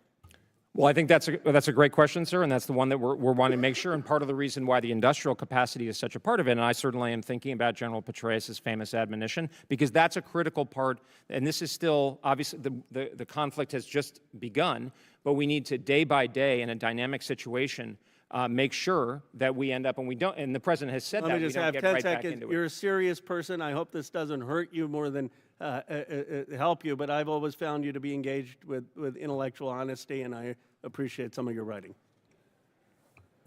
Gentleman yields back. Chair now recognizes the gentleman from Nebraska, Mr. Bacon. Thank you, Mr. Chairman. I appreciate Secretary Colby you being here today. My feedback, I got some good, maybe some bad, some ugly. On the good side, I appreciate the actions taken against Iran. I served 30 years in the Air Force. I've lost friends to the Iranian proxy groups. A good friend of mine at Khobar Towers, for example. When I was in Iraq, we were targeted every single day by proxy groups from the IRGC. This action should have been done a long time ago to restore deterrence. And I can't think of a better group of folks to target than the Ayatollah and his henchmen, because they have over 1,000 Americans' blood on their hands. I appreciate the action taken against Maduro, who took the most wealthy nation to the poorest nation in South America. For the life of me, though, I can't figure out why we're propping up his vice president as a dictator follow-on. Here's the ugly. First of all, maybe less ugly, China.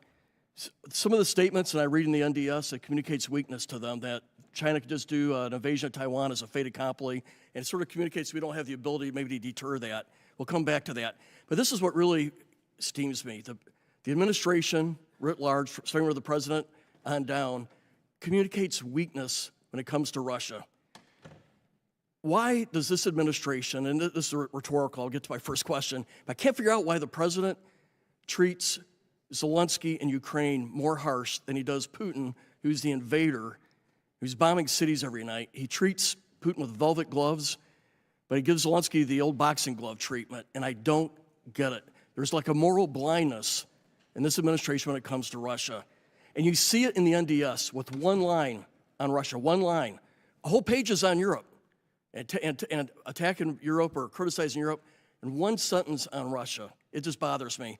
When I read the NDS, and I'm a history guy, and I've read the previous NDSs here, and as a general and colonel, I read the ones going farther back. This reads a lot like 1890s national security strategy.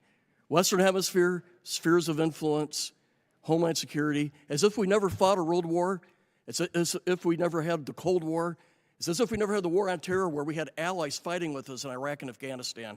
So I'll get to my first question. In the NDS, it does say there has to be clear accountability. Incentives work will be a critical part of our alliance. We will prioritize cooperation with model allies, those spending what they need to do and doing more against regional threats with critical but limited U.S. support. I can't figure out why the Pentagon said they didn't want to do the Baltic Security Initiative and also talk about withdrawing forces out of the Baltics when they lead the way. They have the highest level of defense spending. So why not be stronger for our Baltic friends? Well, sir, I've seen your commentary, and one thing I must say I appreciate today is I think you rightly recognize this as part of from the President and the Secretary on down. We all are thinking the same way, and so it's a total myth that we're not aligned with the President. I appreciate that your point and your questions, like Congressman Khanna's, they're straightforward. So I'll grapple with them in the same spirit that you offered, and I'm happy to come talk. I know we have different views and different views with many in the administration, but I appreciate the way you framed it, sir, and don't take it for granted. I would say, sir, from what it sounds like, I mean, this document and the National Security Strategy describing the President's approach, and I'll get to your question, sir, is flexible realism, is a practical approach. I think it's a bit different than yours. In some ways, maybe yours has been in the ascendancy in the past, and we're trying to make a break, but we're not trying to con you about it. It's pretty straightforward. I recognize, obviously, your distinguished military service. This is more kind of grounded in military reality, almost like a more empirical, kind of dispassionate way, and less in the rhetorical style. Sir, one thing I would really stress on is we see ourselves as in line with the Cold War legacy and more of a break from the post-1989 when I think we got a bit hubristic, as the document says. We don't talk about spheres of influence. That's something that's put on us. And we can get into a discussion about the 1890s. I don't know. It's interesting. On Baltic Security Initiative, let me get back to you on the. We are not trying to punish the Baltic states. The President has been clear that our wealthy allies should be prepared to step up. We're looking at this all in a pragmatic way, with generally trying to get Europe moving the same direction. Just as your predecessor, sir, said about China, the goal with Russia is to avoid a war while we're, and to Mr. Turner's point about protecting NATO, but we got to do it in a militarily realistic way, and you know this very well, sir. So my opinion is if Ukraine prevails, our world is a much darker, worse place. We're going to be spending a lot more money. We should be doing more in Eastern Europe, particularly helping out Ukraine right now with weapons, sanctions, but the President does not communicate that, and it's really, I think it's his biggest failure right now, because you look at every poll, you look at 30 different issues, Ukraine polls second worst or the worst in every poll, and it's because he communicates weakness. I hope you take that back to the President and the White House. Thank you. Jim's time's expired. Chair, and I recognize the gentleman from Massachusetts, Mr. Keating. Thank you, Mr. Chairman.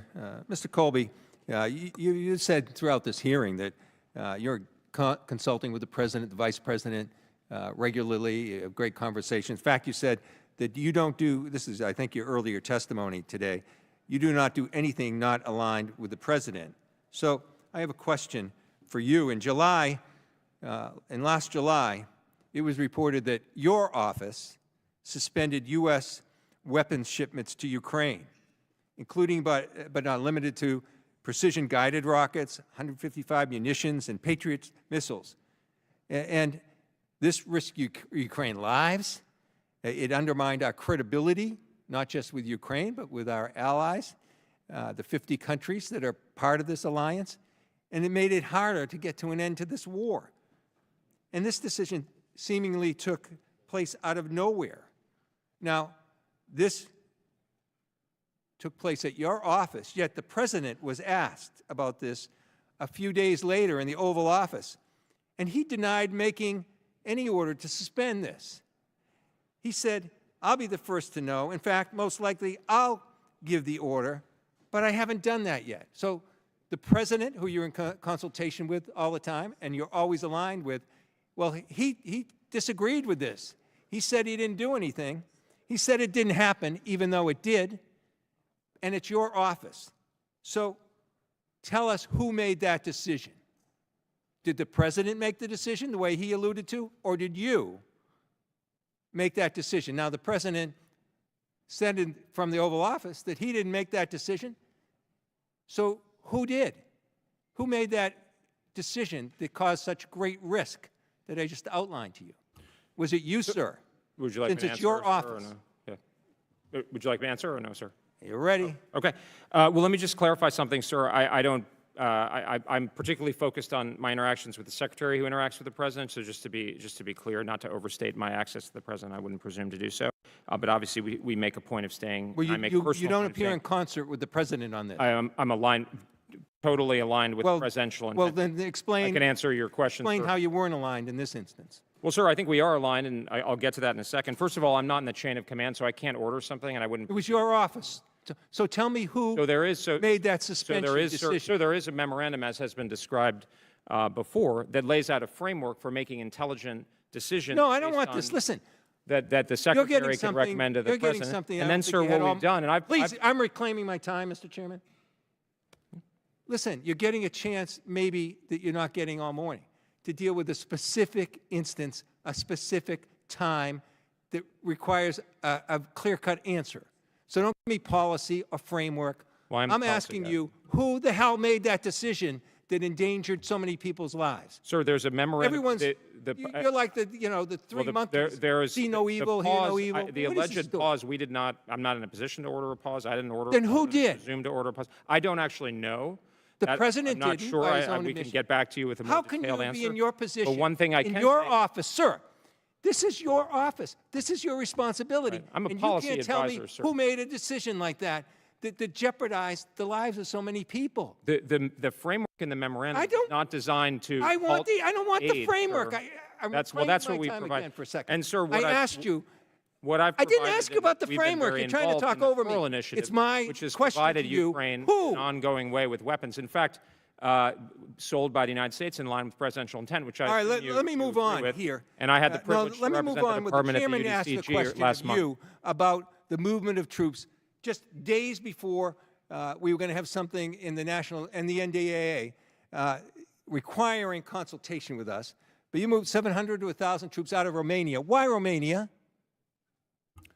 Sir, we made the Secretary ordered a decision, obviously in line with presidential intent, to repurpose our forces based on. Well, let me ask you a advice that I question just because talked I'm about running with out the of chairman time. as Let me well. ask you a question. So, Are you have good conversations with the Vice President? Were you aware that the Vice President gave scathing attack on Romania about their elections in Munich?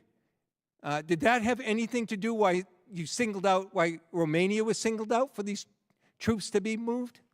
sir, I'm not going to go into particular deliberations, but we make the decisions. That's what you're we make here the for, recommendations sir. With all to due the Secretary respect, and ultimately you're the here President in front of based this on committee. military logic I'm in sorry. line with the, You said I'm not going to National give Defense Strategy and information National about Security deliberations. Strategy. Then what are you doing here in front of us? I'm trying to communicate with you, sir. Well, you're not doing a good job. I yield back. Thank you. I recognize myself for 5 minutes now. Undersecretary Colby, I want to thank you for your leadership in delivering this national defense strategy that puts the interests of the American people and the security of American warfighters first. Under President Trump, we have already witnessed this strategy's peace through strength goals and actions with decisive victories in Operations Midnight Hammer, Absolute Resolve, and Epic Fury. These are simply unprecedented victories for our country. Under this national defense strategy, there remains no doubt that the critical interest of America and its allies will be defended, and our military will be prepared to fight and win if necessary. I want to ask you a real quick question. You and I have talked about this a little bit before. It's a kind of a little different pathway here. But the NDS identifies the department's priorities in Africa as preventing Islamic terrorists from using regional safe havens to strike the U.S. homeland while empowering allies and partners to lead efforts against other terrorist groups. Secretary Colby, I appreciated this recent opportunity that you and I had with your team to visit and talk about the department's counterterrorism efforts in Africa, particularly given the worsening environment due to violent extremist organizations such as JNMI, ISIS affiliates, and Boko Haram. I remain concerned about the persistent intelligence and operational coverage challenges in key regions such as the Sahel and the Lake Chad area. Effective operations like the December strikes against ISIS militants in Nigeria depend on reliable intelligence, sufficient force posture, and critical operational enablers. Secretary Colby, what is the department doing to ensure intelligence, force posture, and partner support in Africa are sufficient to keep pace with the growing terrorist threat and execute these NDS objectives? Well, thank you, Congressman, and thanks to you and to Congressman Moore and others for your leadership on this important issue. And obviously, we've been active. The department has been active over the last couple months on this important issue in line with the President's authorities. I think we've got a great combatant commander, General Anderson, out there, and a great team in OSW. I'll have to get back to you on the specifics. It may need to be in a classified format in terms of intelligence coverage, but it is something we talk about a lot to make sure that we've got the global requirements, obviously for the priority kind of high-end challenges, but also to be able to use consistent with the discussion of the defense strategy to support presidential objectives and otherwise in theaters like Africa. That's great, and I will get back with you on that because I do not want to take our eye off the ball there. And in that same vein, and you kind of alluded to it here, but the strategic competition with China is often discussed in the Indo-Pacific, but Africa is also becoming an increasingly important area of influence. China and Russia, of course, have been increasingly militarizing the continent, expanding their economic, diplomatic, and security footprint, and seeking basing for strategic assets that could threaten our homeland at some point. In the context of near-peer conflict with China in particular, how does the NDS approach Africa as a vital supporting theater, and are we aggressively doing everything we can to undermine the efforts of our great power competitors to prepare for war with the U.S. executed from the continent of Africa? Well, thank you, sir. And, obviously we are using the military operations, especially against some of these terrorist threats. In fact, there are, rising concern that Africa may be a base for that. So we're keeping our eye on the ball. Obviously, we got to always keep our eye on the CT ball. But then this relates to some of the conversation I had with Mr. Smith yesterday and some of the discussion also in the Western Hemisphere where non-military parts of our national power are going to be extremely important. And we're looking at burden sharing not only with European allies and partners that have traditionally played a role. I had a conversation with the European Minister of Defense in Munich about this, but also in the Middle East and in Africa itself. I think there's a lot to do where we can kind of build up. We don't have to be the dominant figure in every initiative. We want people to take the initiative and address not only security threats, but obviously the things that matter often very much to Africans and others, to development and so forth. Thank you. Under President Trump's leadership, the Department of War has returned its focus to putting America first, ensuring our warfighters have the capabilities necessary to fight and win, and advancing peace through strength. I would also like to take this opportunity to thank the brave men and women of our joint force who, without their leadership, execution of the strategies discussed today would not be possible. And I thank you for your time. And with that, Mr. Crow, you're recognized for 5 minutes. Thank you, Chairman. Thank you, Mr. Colby. I'll start with some very simple ones. You're the senior policy official within the Pentagon, correct? Yeah, I think that's fair to say. So you're familiar with the Uniform Code of Military Justice? I would say I'm obviously familiar with it in generic terms. But you're not a lawyer, but you're familiar with the uniform. I went to law school, but I'm not a lawyer. Okay, so you know how the law works. You are familiar with the law of armed conflict. Again, I'm not an expert. I'm not in an official capacity. I'd want to be careful. But you're familiar with the law of armed conflict. Yeah, sure. Okay, and it's you know that Congress's job is to conduct oversight of the executive branch, correct? Certainly. And that includes a responsibility to make sure that laws are being followed. Is that right? Yes, I think so. Okay. Do our soldiers get trained on the law of war? My understanding is that they do. Our service members get trained on the law of war. I'm not an expert on that, but that's my understanding. Do you believe that it's possible for an order to be unlawful, illegal? I mean, yes, of course. Yeah. So there is a difference between lawful orders and unlawful orders? Yes. And you're a very bright person. You've studied history. You know history well. I've read a lot of your stuff. You're familiar that there has been in American military history instances of unlawful orders being given, correct? Absolutely. And service members refusing to abide by those lawful orders. Is that correct? Yes, I'm not familiar with specific incidents when you're getting that level of specificity, but there have been. Yeah, imagine. So is it a problem for somebody to say that a service member shouldn't follow an unlawful order? Sir, this is not a matter I've been involved in, but I think there's a difference between recognizing those circumstances and taking action designed to It's a pretty simple question. You said that there's a difference between lawful and unlawful orders. You said that you're familiar with the law of armed conflict. You admitted that it's the duty of this body to conduct oversight and to make sure that laws are being followed. You said that you're familiar with U.S. military history and that there have been unlawful orders given in our history. And then you're also familiar that service members have also refused to abide by those unlawful orders. So why can't you just say that service members shouldn't follow unlawful orders? Sir, I think that's a different step to talk about, or seems like a pretty logical step to me. Encouragement. That's not. I mean, we can refer to the Office of the General Counsel if you'd want to get into a legal matter. That's starting to. It's not a legal matter. It seems like a pretty. As the senior official at the Pentagon, responsible for establishing policy for our Department of Defense, it seems like a pretty basic thing to say, given what you just acknowledged and what we just walked through, that service members shouldn't follow illegal orders. Well, I take the law of armed conflict and ensuring that we're being lawful and moral in our conduct very seriously. But I'm also, one thing that is not always reported in the public, I'm very conscious of what my responsibilities are and what they're not. And so if you like, I can get you an answer on that point. Happy to do so. I think it's a problem that you can't state the obvious here. And I think moral clarity is important as a leader. And I think your lack of willingness to be morally clear in what is a pretty basic question, given what I asked you, is a real problem. Let me just pivot for a minute to Operation Epic Fury. You were involved in briefings in advance of the commencement of that operation, correct? Can you be specific? You were aware of the operation before it started, correct? Yes. Yeah. Did the administration brief private sector officials, oil and gas executives, companies, businesses with interest in the Middle East before that operation commenced on Friday? I'm not sure, Congressman. I can get an answer back to you, though. I will follow through. I want a commitment because it came to light after Venezuela that the administration actually briefed private sector companies, energy companies, before that operation, before briefing Congress. Right now, there are thousands of Americans stranded because there's no evacuation plan. I would like to know whether the administration took the time to brief private companies and executives, but didn't take the time to brief this oversight body and also make plans to evacuate civilians and our constituents before setting off a regional war? Well, sir, I'll get an answer for you. Thank you. I yield back. Mr. Jimenez, you're recognized for 5 minutes. Thank you, Mr. Chairman. In the National Defense Strategy, is there anywhere it says that that the United States can't use force against narco-terrorists that have been killing hundreds of thousands of people? Congressman, I think to the contrary, it says that specifically. I just want to make sure. Okay. And in the National Defense Strategies, it also say that the United States cannot use force against the leading state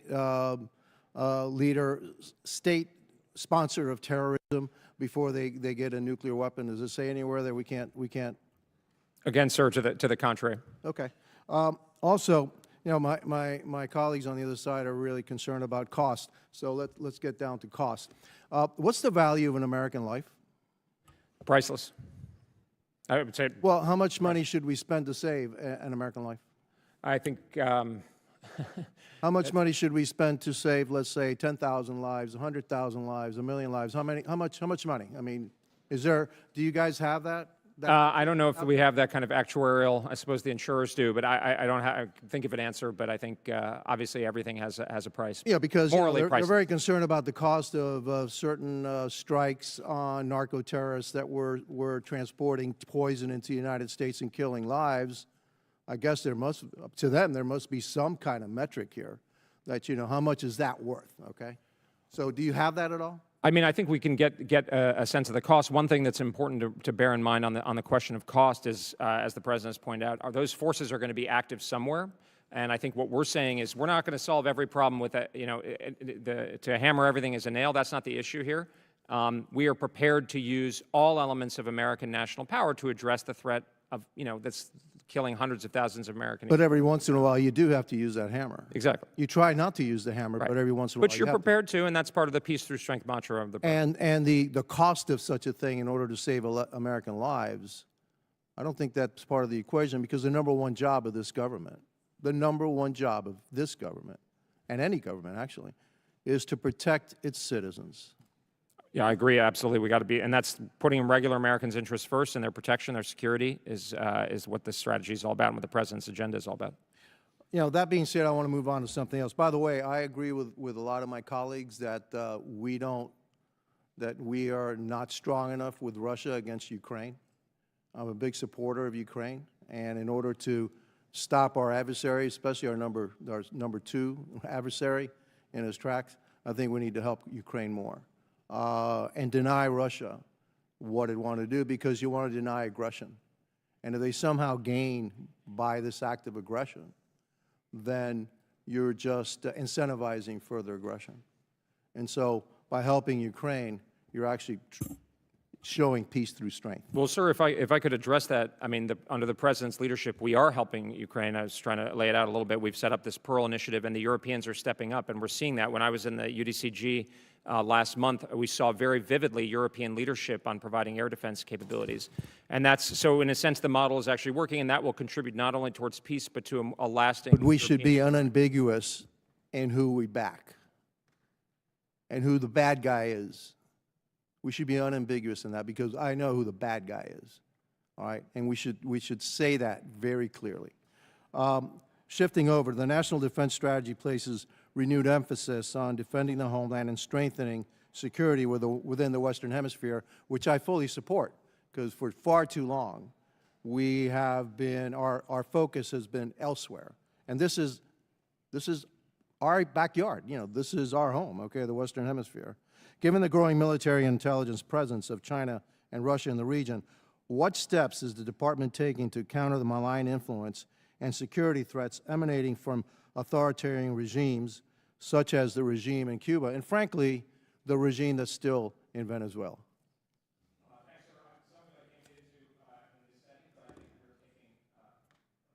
Some of it I can't get into, sorry, sir, in this setting, but I think we are taking proactive action using all elements of national power to diminish adversary influence and involvement in the hemisphere. On the issue of Cuba, I'll obviously defer to the State Department or the White House, but I think we recognize clearly the danger and the menace posed by the government in Havana. Well, I also think that the government that's still in Venezuela, it's the interim dictator, now the interim president, continues to pose a threat to the United States. No matter how they are cooperating with us now, they're just waiting us out. Thank you, and I yield back. Thank you. Ms. Jacobs, you're recognized for 5 minutes. Thank you, Mr. Chairman. Mr. Colby, good to see you again.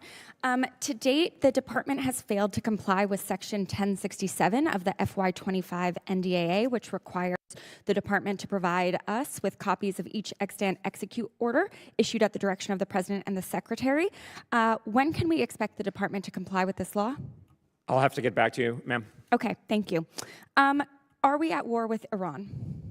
I think we're in a military action at this point. I'll leave it to Congress and lawyers, et cetera, from the administration to determine the exact. Okay, so yesterday, the president said we're doing very well on the war front, and previously he said we should expect American casualties because, quote, that often happens in war. So is the president wrong when he says we are at war? Well, I won't add or subtract anything to the president. I wouldn't presume to do so, but I know this is a material matter in front of the Congress and between the administration, and I'm not the right person to weigh in on exactly the criteria. Okay. You said that regime change is not one of the objectives of this military operation. Is that correct? Of the U.S. military campaign at this time as directed by the president. Okay. If that's the case, can you explain why the first military target of the joint U.S.-Israeli operation was Iran's Supreme Leader Khamenei? My understanding is that's an Israeli strike. We can get you more detail, including this afternoon in the classified briefing. Okay, well, President Trump clearly disagrees because he immediately took credit for this, saying, I got him before he got me. And shortly after the strikes on Saturday, Trump told the Iranian people, bombs will be dropping everywhere. When we're finished, take over your government. It will be yours. This is probably your only chance for generations. And your boss, Secretary Hegseth, literally said he made sure that the people responsible in the Iranian regime to try and take out President Trump were on the target list. How does arming the Kurds and encouraging a civil war advance our military objectives of degrading Iran's power projection capabilities? Ma'am, I'm not sure I can comment on that. I'm just not tracking it specifically, but I can get into it, get back to you or into classified. Okay, great. I'd like to enter into the record 3 articles about how we are arming the Kurds. Absolutely. Thank you. Okay, so you won't say if we're at war. You won't say if regime change is actually part of our thing. Do you agree that there is a risk of Iran becoming a failed state? I think there are a wide range of risks, but I think those are the kinds of things that we are precisely seeking to avoid and capitalize on to make sure it's net beneficial for the American people. Okay, and does the department actually have a plan to avoid that and prevent a failed state in this very strategic part of the world? Well, without fixating on the specific eventuality, ma'am, I would say the department is actively planning to ensure that we are, deliver on the president's objective of a net beneficial result for this military campaign. Okay, you keep saying that it's important that we have a plan and that you are working on the plan. What is the plan?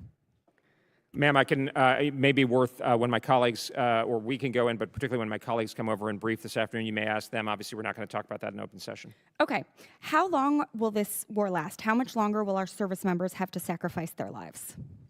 So I'm not going to take away the president's decision space. He's got the wide range. He's the master of that.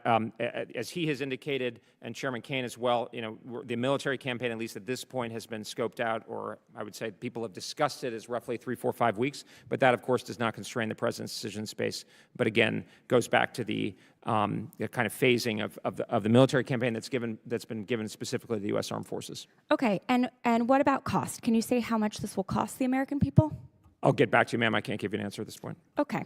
Mr. Colby, at his first press conference, your boss, Secretary Hegseth, said this mission is laser-focused, destroy offensive missiles, destroy missile production, destroy their Navy, and they will never have nuclear weapons. In 2003, just as Operation Iraqi Freedom was getting underway, President Bush said, our mission is clear, to disarm Iraq of weapons of mass destruction, to end the regime's support for terrorism, and to free the Iraqi people. Remind me, Under Secretary Colby, how long did Operation Iraqi Freedom last? I'm actually not sure technically, a decade or something. It took 8 years before Iraq became even remotely stable at a cost of thousands of American lives and trillions of taxpayer dollars. Secretary Hegseth said this week that we're not doing nation building. We don't do quagmires, no democracy building exercise. In fact, his predecessor as Secretary of Defense, Secretary Rumsfeld, said, and I quote, I don't do quagmires. You just said that this isn't going to be another Iraq. Secretary Rumsfeld himself said, of course it won't be Vietnam. We're going to go in, overthrow Saddam, and get out. That's it. The American people are not stupid, Undersecretary Colby. This administration keeps telling us this is not Iraq while using the exact same arguments that were used to justify the war in Iraq. We have already had 6 service members die in this war and dozens more injured. And you can't even give me an answer on what the plan is or what the objectives really are. Our embassies have been attacked. At least $90 million worth of fighter jets were shot down by our allies. And you literally can't even tell me whether this is a war, what we're trying to achieve, or how much it's going to cost the American people. My generation has been paying our entire lives for forever wars that your president promised to end, and yet you sit here today unable to provide us with any clarity. Our service members and the American people deserve better. Mr. Chairman, I yield back. Thank you. Mr. Luttrell, you're recognized for 5 minutes. Thank you, Mr. Chairman. And I would first like to say my thoughts and prayers are with the family, hopefully are with the families of the service members that we lost. May the good Lord put peace in everyone's heart. Mr. Colby, thank you for being here today. In the NDS, it emphasizes our essential responsibility of the Department of War is to ensure that we always are able to negotiate from a position of strength in order to sustain peace in the Indo-Pacific. What is your perspective on ensuring we have self-sustaining energy capabilities to operate in a contested space? In particular, as we move forward in technology, the development of mobile tactical microgrid power systems, if you're familiar with that.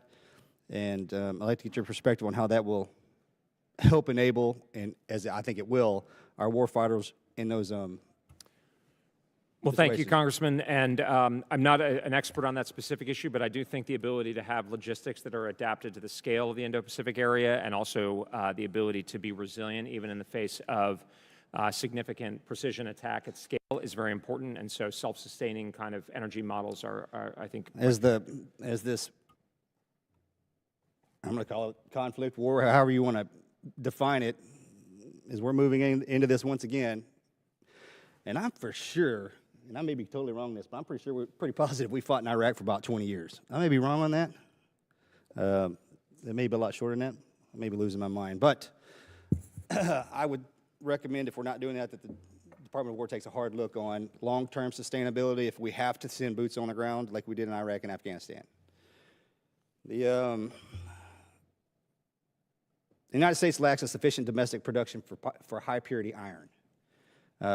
High-purity iron serves as a foundation input for the rare earth magnets, permanent magnets, naval shipbuilding alloys, electrical systems, hypersonic systems, and other advanced defense applications.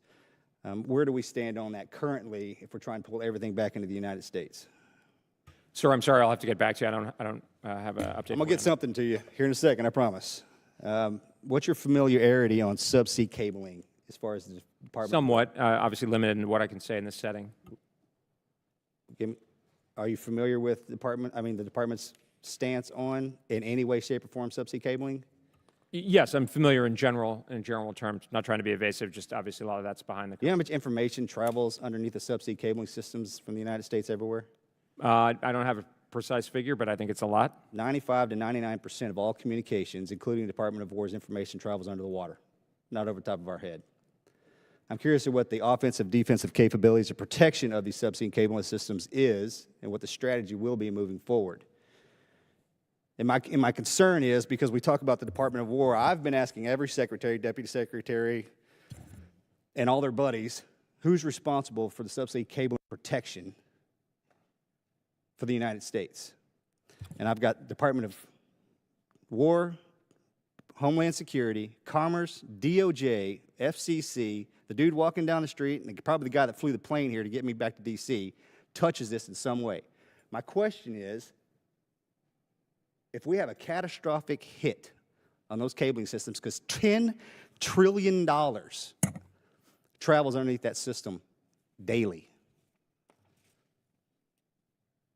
I can't get a straight answer on who's responsible if they are hit, which we get hit twice a week. Nefarious actors, fishermen, doesn't matter. But I need someone to tell me, because this isn't where we're looking. And that's guerrilla warfare. And the way that I see it, if you cripple our ability to communicate, whether that's data, banking, Department of War, there's a lot worse things in life than dying. And if you take our economy down to a knee, we're in bad shape. So I'm assuming you can't speak to me in detail in this setting, but what I would like to have is either come see you, you come see me, or in this classified setting that we're going to have after the fact. I need some answers from the Department of War, because I'll say not if, but when something happens, somebody's going to have to speak to us and tell us why, because what I don't want is to say that we weren't looking. Fair enough? More than fair, sir. I share your concern about it. It's not, I'm the policy guy, but I commit to get you a good answer, and would be delighted to talk to you further about that and other topics. All right. Mr. Chairman, I yield. Gentleman yields back. Chair, and I recognize the gentlelady from Washington, Ms. Strickland. Thank you, Chairman Rogers. Undersecretary Colby, you were one of the principal architects of the 2026 National Defense Strategy, and that document makes it very clear that the PRC is the pacing threat, and that deterring the PRC in the Indo-Pacific is the central organizing principle of this administration's defense policy. I've got 6 questions. The first 3 are yes and no, and then we can go into some other detail.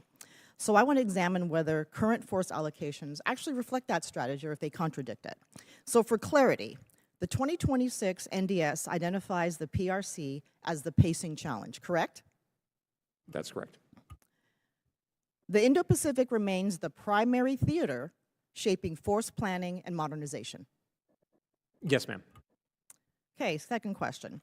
Credible deterrence in the Indo-Pacific requires forward-deployed naval presence, long-range strike capabilities, and sufficient precision-guided munitions inventories. Would you agree? Yes, ma'am.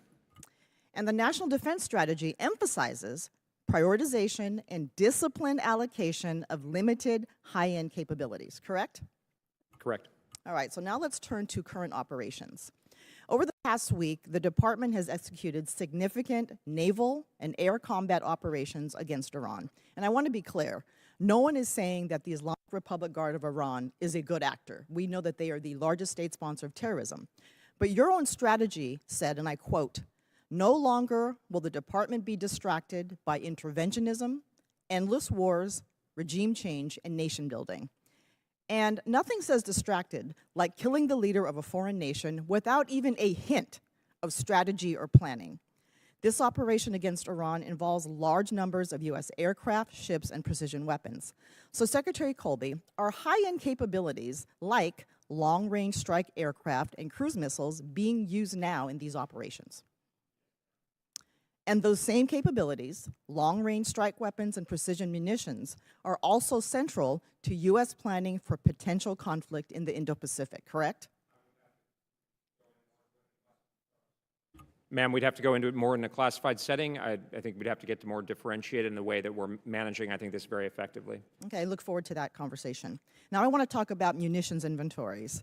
Last year, during the 12-day war between Israel and Iran, U.S. forces fired more than 150 THAAD interceptors defending against Iranian missile strikes, up to a quarter of the entire stockpile. Even if every interceptor we buy this year goes toward rebuilding our inventory, it's only going to replace a third of what was used. We already expend a large share of our missile defense inventory during last year's conflict with Iran. Now again, we are using high-end weapons while the Pentagon is warning about munition shortages. These interceptors, as you know, are not easy to replace. The U.S. buys only dozens per year, and some missile defense systems take years to replenish. And again, how does using these limited weapons against Iran align with your strategy's requirement to prioritize the pacing challenge in the Indo-Pacific? Well, thank you, ma'am. I think the way the military campaign is being constructed is conscious of that, but more, I would say a couple of things. One, I'd reiterate that this strategy and the administration's efforts already anticipate, I think, the points you're making, ma'am. One, with the $1.5 trillion budget request. Two, with the extraordinary, unprecedented degree from the president on down of overhauling something I think we all agree with, is talking to Congressman Khanna about as well, about getting defense industry to produce at a much higher scale. I mean, $1 trillion is a lot of money for the American people. Spend $1.5 trillion is a lot of, we should be getting better results, and our allies and partners stepping up. And then in the classified session, maybe a bit more, we're also thinking about how do we really think about novel ways for the force to be prepared to fight in a way that ensures effective defense. And I think we've got a very good plan, and I'm confident, and also I think both our friends and potential foes are seeing the prowess of the joint force, and that also contributes to deterrence. Yeah, and as far as requesting more funding, we dramatically increased the budget for ICE. So there's money that exists if we want to use it properly to actually defend ourselves and plus up our munitions. And so closing, I'll just say this. Secretary Colby, the 2026 National Defense Strategy says the PRC is the pacing challenge and that our most advanced capabilities must be prioritized for that competition. Yet again, we are using many of those same scarce weapons against Iran, a regional adversary that cannot strike the U.S. homeland and is going to result in the deaths of the young men and women who proudly wear the uniform. And we are hoping and praying for their safe return, and our sympathy goes out to those who we lost. So I think a question for this committee is quite simple. Are our current actions following strategy or forcing to put our service members and our partners and allies in the Pacific at risk? The American people want transparency. Congress has the authority to authorize war, and the word war has been used by the president, Gentlelady's time's by expired. Secretary. You're not I yield back, recognized. sir. Gentlelady from Virginia, Ms. Kiggins. Thank you, Mr. Chair. I have the privilege of representing Virginia's 2nd Congressional District, so home to the East Coast Navy fleet. As a Navy veteran, Navy spouse, and now proud Navy mom, I certainly want to, first of all, shout out to the men and women from my district who are forward deployed in the Middle East right now, doing the tip of the spear work for the country. But every time I turn on the news and I see when they talk about the Iran conflict, it always comes up first these days. One of the first pictures they show are usually of F-18s taking off aircraft carriers, most likely from my district, again, from the East Coast. And every once in a while they'll show an F-35. I've known that they've integrated that a little bit more. So I want to start off you are the self-proclaimed policy guy. So something that's very important to me. I'm starting to sound like a broken record up here, but I think there's no question about the importance of the East Coast Navy, and especially the East Coast Carrier Air Wings that we have stationed at our East Coast Master Jet Base. We only have 2. We have one on the West Coast, Naval Air Station Lemoore, and then Naval Air Station Oceana. So I want to know from the Department of War's perspective, what is the holdup? What is the delay? Because I've queried the Navy and all Navy leadership every time I can get a hold of them about what the delay is about making that policy choice decision to prioritize getting what we have in front of us, which next generation strike fighter we love to talk about. FAXX is always on the table, but we have F-35s. The Marines have them on the East Coast at Cherry Point. We've got them on the West Coast, but I think no one will argue about the importance of what the East Coast Navy is doing, our East Coast aircraft carriers and our East Coast Carrier Air Wings. So what is the plan to integrate that latest and greatest F-35 into the East Coast? Ma'am, I regret that I'll have to defer the Navy on that, but I'll commit to get you an answer as soon as possible. Okay. Please make that a priority because it's frustrating for us. We have 30-year-old plus F-18s that are aging. We ask these guys to be tip of the spear. In that same line, we spend millions of dollars training our pilots and a significant amount of time, 4 to 5 years, to wing those guys. We need to make sure that we're taking care of those people as well. So we spent a lot of time last Congress on quality of life issues, but let's not forget them. They're an elite fighting force. Let's treat them as such. I want to talk a lot more about Hampton Roads, just the maritime industrial base that's there. I know that's an important part of this, the National Defense Strategy. So what are your plans? Again, just prioritizing the East Coast and our role there. We have shipbuilding, we have ship repair, but what steps is the department taking to reduce acquisition and contracting delays that are slowing this ship repair and construction? Well, thank you, ma'am. This is obviously not so much in the policy lane, but I can say from the leadership of the department and from the president, we are working very, very hard to try to get better output from our defense industry and reduce red tape in the Department of War, including, for instance, on FMS reform that's happened that we were all part of. But I think the frustration about that is felt throughout the administration and a real urgency to try to rectify the problem. We have the resources there in Hampton Roads. It's all under one umbrella, so please don't forget about that when making those policy decisions. And I know that the USS Ford is currently on a deployment that it could extend even up to not 10, 11 months. So I just want to know if you have any insight into what the Navy, when they're extending deployments like this, because current carrier force levels are insufficient to meet global demand signals, what risks do longer deployments pose to these readiness, maintenance cycles, and sailor retention?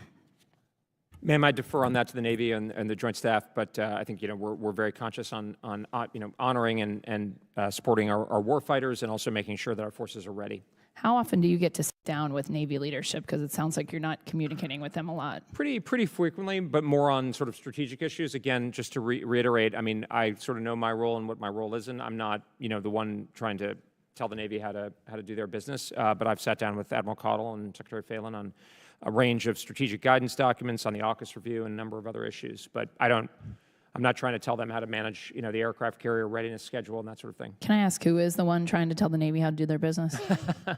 I don't know. Okay, I'd like that name, please, when you get a chance. Switching gears a little bit, in my last remaining seconds, talk about munitions capacity and Ukraine support. The war in Ukraine, Operation Epic Fury in Iran have drawn heavily on U.S. precision munitions and air defense interceptors. Has the department increased production of key munitions such as artillery shells, air defense interceptors, and long-range missiles over the past year? I'm sorry, could you say that again? I apologize. Has the Department of War increased production of key munitions such as artillery shells, air defense interceptors, and long-range missiles over the past year? I'm worried about. I'd have to get you our specific stockpile. figures, ma'am, but we certainly are moving very much in the right direction. I'm confident that we're going to continue acceleration. My time has expired. I'll yield back. Chair, I recognize the gentleman from New York, Mr. Ryan. Thank you, Mr. Chair. Morning, Mr. Colby. I want to start with a quote.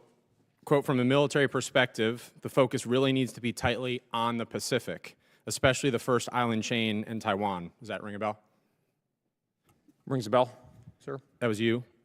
Quote, some believe that Washington can conduct a major military effort in the Middle East and maintain its advantage in Asia.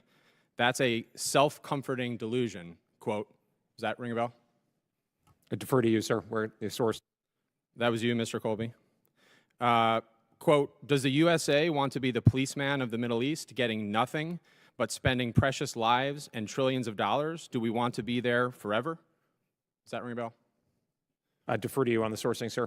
That was actually President Trump in his first term. How about this one? Quote, we simply cannot afford to get enmeshed in a large Middle East war. That one?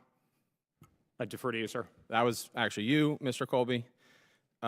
One more time, quote, our interest, I think, very much is in not going to war with Iran.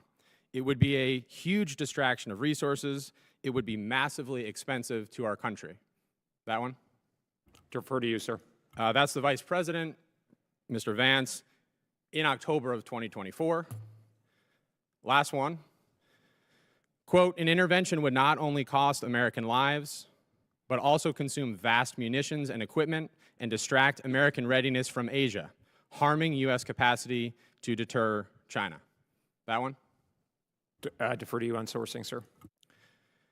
And I'm not trying to play gotcha. I'm trying to understand a massive inconsistency in what you've said and others in the administration. That was actually from a piece that you wrote. I'll put the title up just to help recall. I think it's pretty straightforward. And I remember reading it and largely agreeing with it at the time. The subhead of the piece, the title, Don't Let Iran Distract from China. The subhead, Beijing's bid to dominate Asia is a far greater threat than anything Tehran can do in the Middle East. Mr. Chairman, I ask unanimous consent to enter this article from the Wall Street Journal, by the way, into the record. Without objection, so ordered. Thank you, Mr. Chair. Mr. Colby, my question is, do you still believe this? Excuse me. Sir, I don't think we are going to be distracted. We're very conscious of this, the strategy and the efforts of the department, including 1.5 trillion. Not the distraction piece. I mean, you're very clear that it's a mistake, that there's a far greater threat. Sir, I don't think the current operations are a mistake. I think we are scoping the military objectives in light of the overall strategy under the President's direction. They are reasonable and attainable military objectives. In the interest of time, I think any reasonable observer would say there's a massive inconsistency in what you've said for years and frankly dedicate a lot of your personal career to before this position versus what you're doing now. So the question is, were you wrong then or are you wrong now? I don't agree with your characterization, sir. That's fine. And to bring it to the present moment, as many of my colleagues have quoted, the National Defense Strategy, which you wrote, or helped lead anyway, which was signed by the Secretary of Defense, which was approved by the President, begins with a line that for good reason has been repeated many times today, and I'll repeat it again on the record. No longer will the department be distracted by interventionism, endless wars, regime change, and nation building. In case that wasn't crystal clear, in October 2024, then candidate Trump said, quote, you're not going to have a war with me. In case that wasn't clear, in his victory speech on election night, he said, quote, I'm not going to start a war. I'm going to stop wars. My constituents, the American people, everybody watching this, how could we consider that anything but just a straight up betrayal of promises made and a lack of any strategic coherence? I frankly think, and I don't use this word lightly, I think you are lying to the American people about it. I think the vice president has lied about it. The president is lying about it.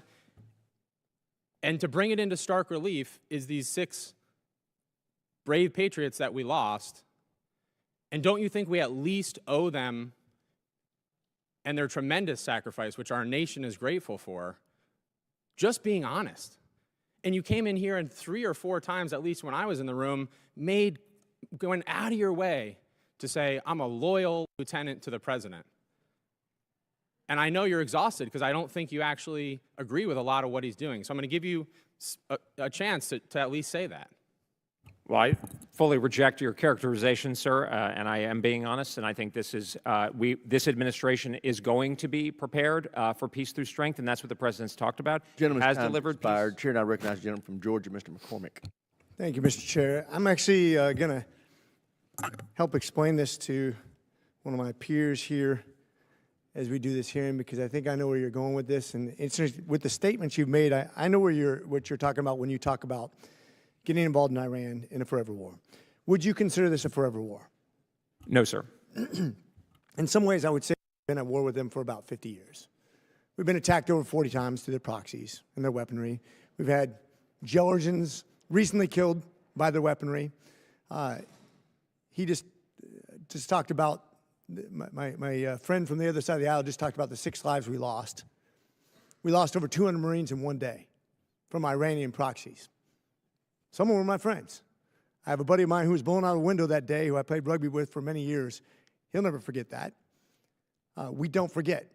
The fact is, the Biden administration and the Obama administration have both given them money, billions of dollars, and allowed them to have access to billions of dollars that have funded terrorism throughout the Middle East and the world.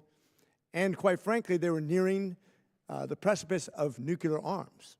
And then on top of that, they were able to produce about 100 advanced weaponry platforms as we opposed them with about 7 during the same time frame of about a month.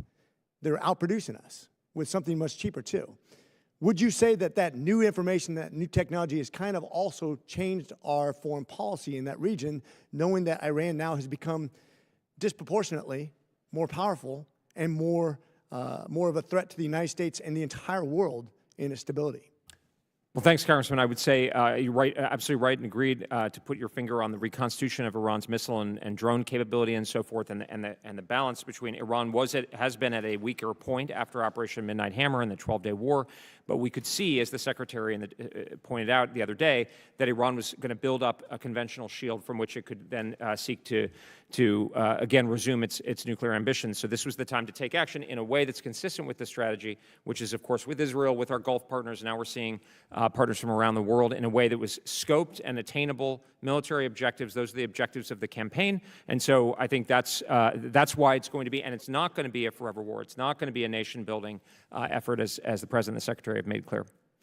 I think that's the take-home for me, is that when you show strength, when you develop relationships with other nations, and the Abraham Accords, and seeing the other countries in that region that traditionally were not friendly to us historically. When I was there in the 90s, I was stationed in the Persian Gulf and deployed there several times. We didn't have the relationship we have now. This huge advancement was made through the first Trump administration with the Abraham Accords, has benefited us in amazing ways, not just economically, but strategically and militarily in that region. I think times have changed. And I want to point out, I was going to make this all about the Marine Corps and the amphibious shipping, because that's what I focus on typically. But I think this is much bigger than all that. It doesn't matter how many Marines you put there. I'm not talking about boots on the ground. It is a limited projected war. Now, you could say it's a war. I don't care if you don't want to characterize that or not. It doesn't matter. To me, it's all about destroying Iran's capability in a very unstable regime with unstable leadership. When I say unstable, mentally unstable. People that could start a nuclear holocaust. Anybody who's read the book Nuclear War should be scared to death of a country with 2 nuclear arms. Times have changed. Technology have changed, and the threat has changed. And I think what's your point, and I want you to summarize for me, because I got about a minute and a half, but summarize why the United States could not any longer stand on the sidelines and literally supplement. And I'll go back to the Obama administration, which gave them billions of dollars in bad faith because they never were honest with us in negotiations. And the Obama administration, which said, or the Biden administration has said, I'm going to take off sanctions, allow you to have billions of dollars more to then fund terrorism throughout the entire regions, which America died by. And now they want to be a nuclear power? Just tell me what the consequences are long-term in American lives, what the potential, even if it's a 10% chance that they could kill millions of people, wouldn't that be a reason to act? I think, sir, as you pointed out, and the President has been clear that we were, and the Vice President as well, that we will ensure that we, and the strategy makes clear that we will deny Iran a nuclear weapon. The Islamic Republic was rebuilding its military capabilities, and so the military campaign is designed to degrade that. It's designed to take advantage of a range of realistic outcomes, but it's clearly a threat to the United States, to Israel, to our allies and partners in the Gulf and beyond. And I'll just use my last 15 seconds to say it's interesting when we lost 2,462 lives in Afghanistan and we had already won it, paid the price, we then gave it back to the same people we took it from, and that's the Biden administration's legacy. With that, I yield. Gentleman's time has expired. The chair now recognizes the gentleman from California, Mr. Cisneros. Thank you, Mr. Chairman. Thank you, Mr. Colby, Secretary Colby, for being here today. I want to go back to the Gerald Ford. Was there an SDOB meeting before the Ford was moved down to off the coast of Venezuela? Sir, I'd have to defer that question. I'll get back to you with, not sure what I can say in this open session. Okay. Were you part of that meeting? Sir, same answer. I'm just not sure classification and so forth. Okay. Was the gift map modified during that meeting? Same answer, sir. I'll get back to you based on classification and just deliberative discussions. All right. So is this something that we can discuss in the closed session?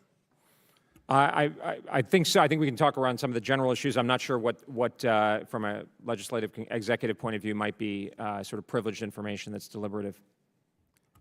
Okay, well, I will bring this up in the closed session as well, if you won't answer it here, but my concerns are really is like what concerns were brought up by moving the Ford around and keeping it out for 11 months, but if you won't answer those for me Sure, here. I can address that. I mean, I think actually the aircraft carrier is precisely, and I have advocated for it to be moved around to priority theaters. It's part of its a huge part of its value is the ability to be mobile and go where the president, whichever president it is, it decides that that's the priority theater, that it's not fixed in place. It can move around, delivers a tremendous amount of combat we all power. know the value of an aircraft carrier and its ability to kind of move around and having it go, right? But we also knew, too, there's concerns about keeping it out for 11 months. There's maintenance concerns, and there's concerns about when it has to go into the work period and what's going to come next after that, right? Those are some of the things I want to address, but I want to talk about the SDOB as well and the changes that were made, but we'll try answering those in the closed session. So if you want to answer that, then I guess we'll get to the next thing. What is the Dunroe Doctrine?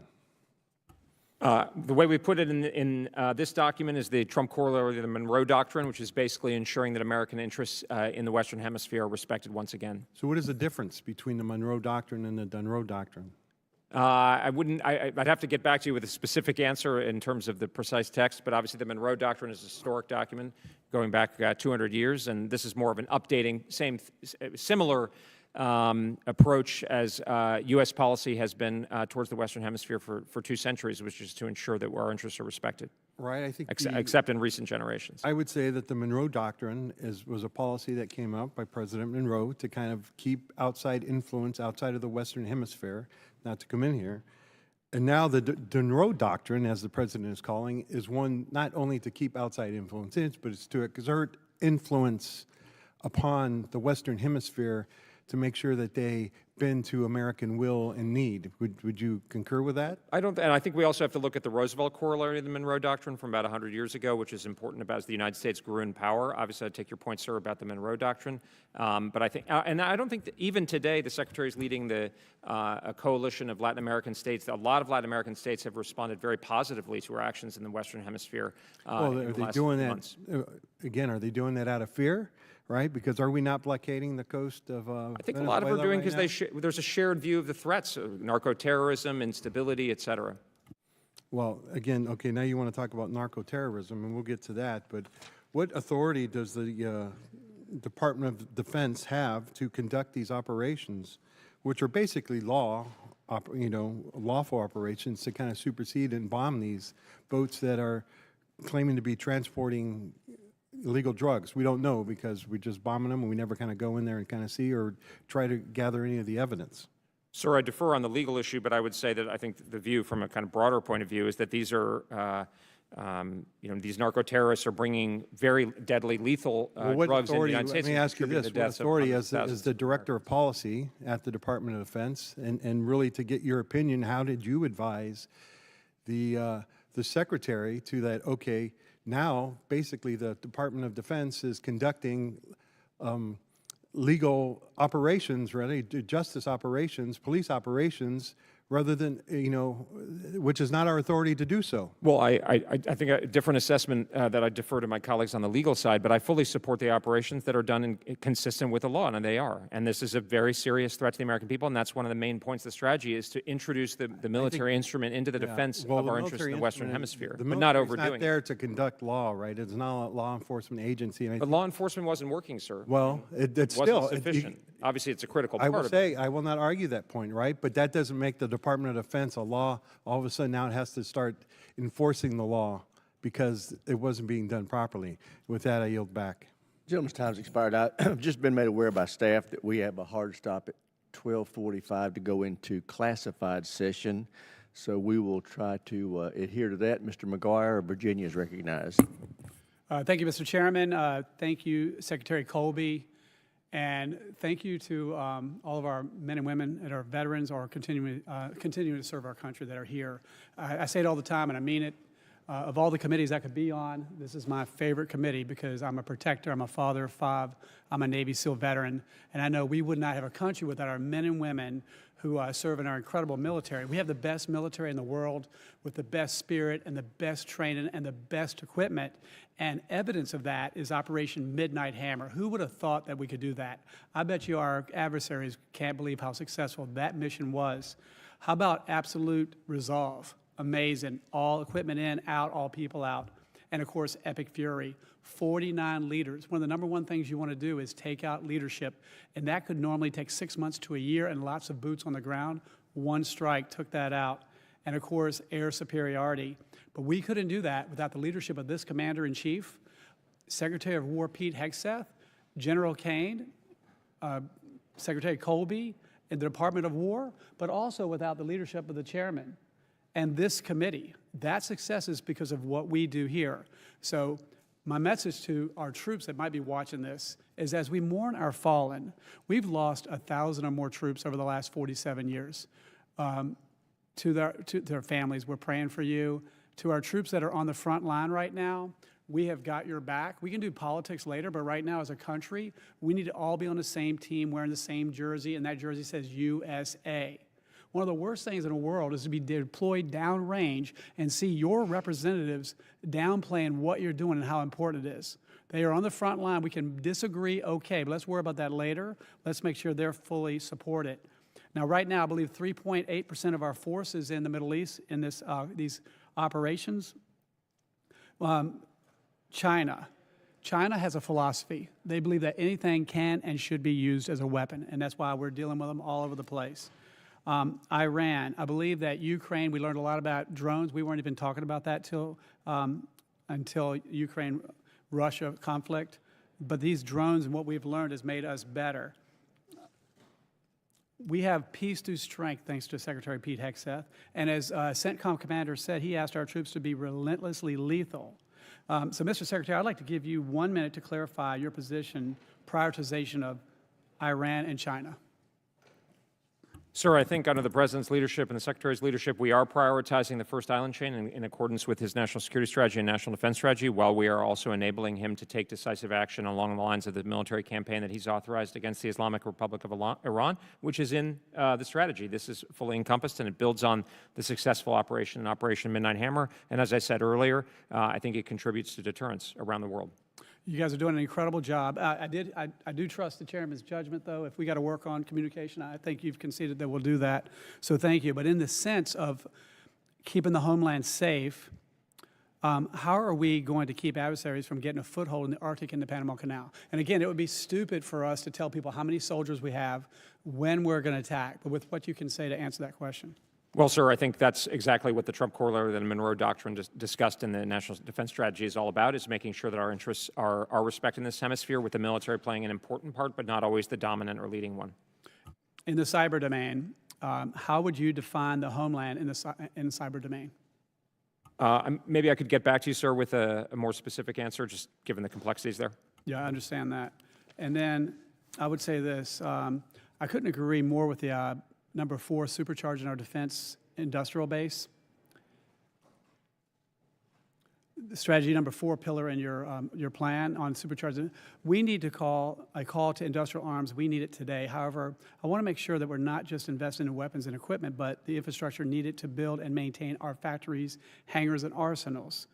So this is a yes or no question. Does achieving this strategy require us to invest in skilled trades like welding, machining, IT? I think absolutely, sir. Yeah. And how does the department encourage growth in these sectors? Sir, I defer to some of my colleagues in the services and otherwise, P&R, et cetera, but I think we all know that getting a skilled workforce is actually a huge part of addressing this issue. Well, we've got your back. Thanks for all you do, and God bless America. God bless our troops. Thank you.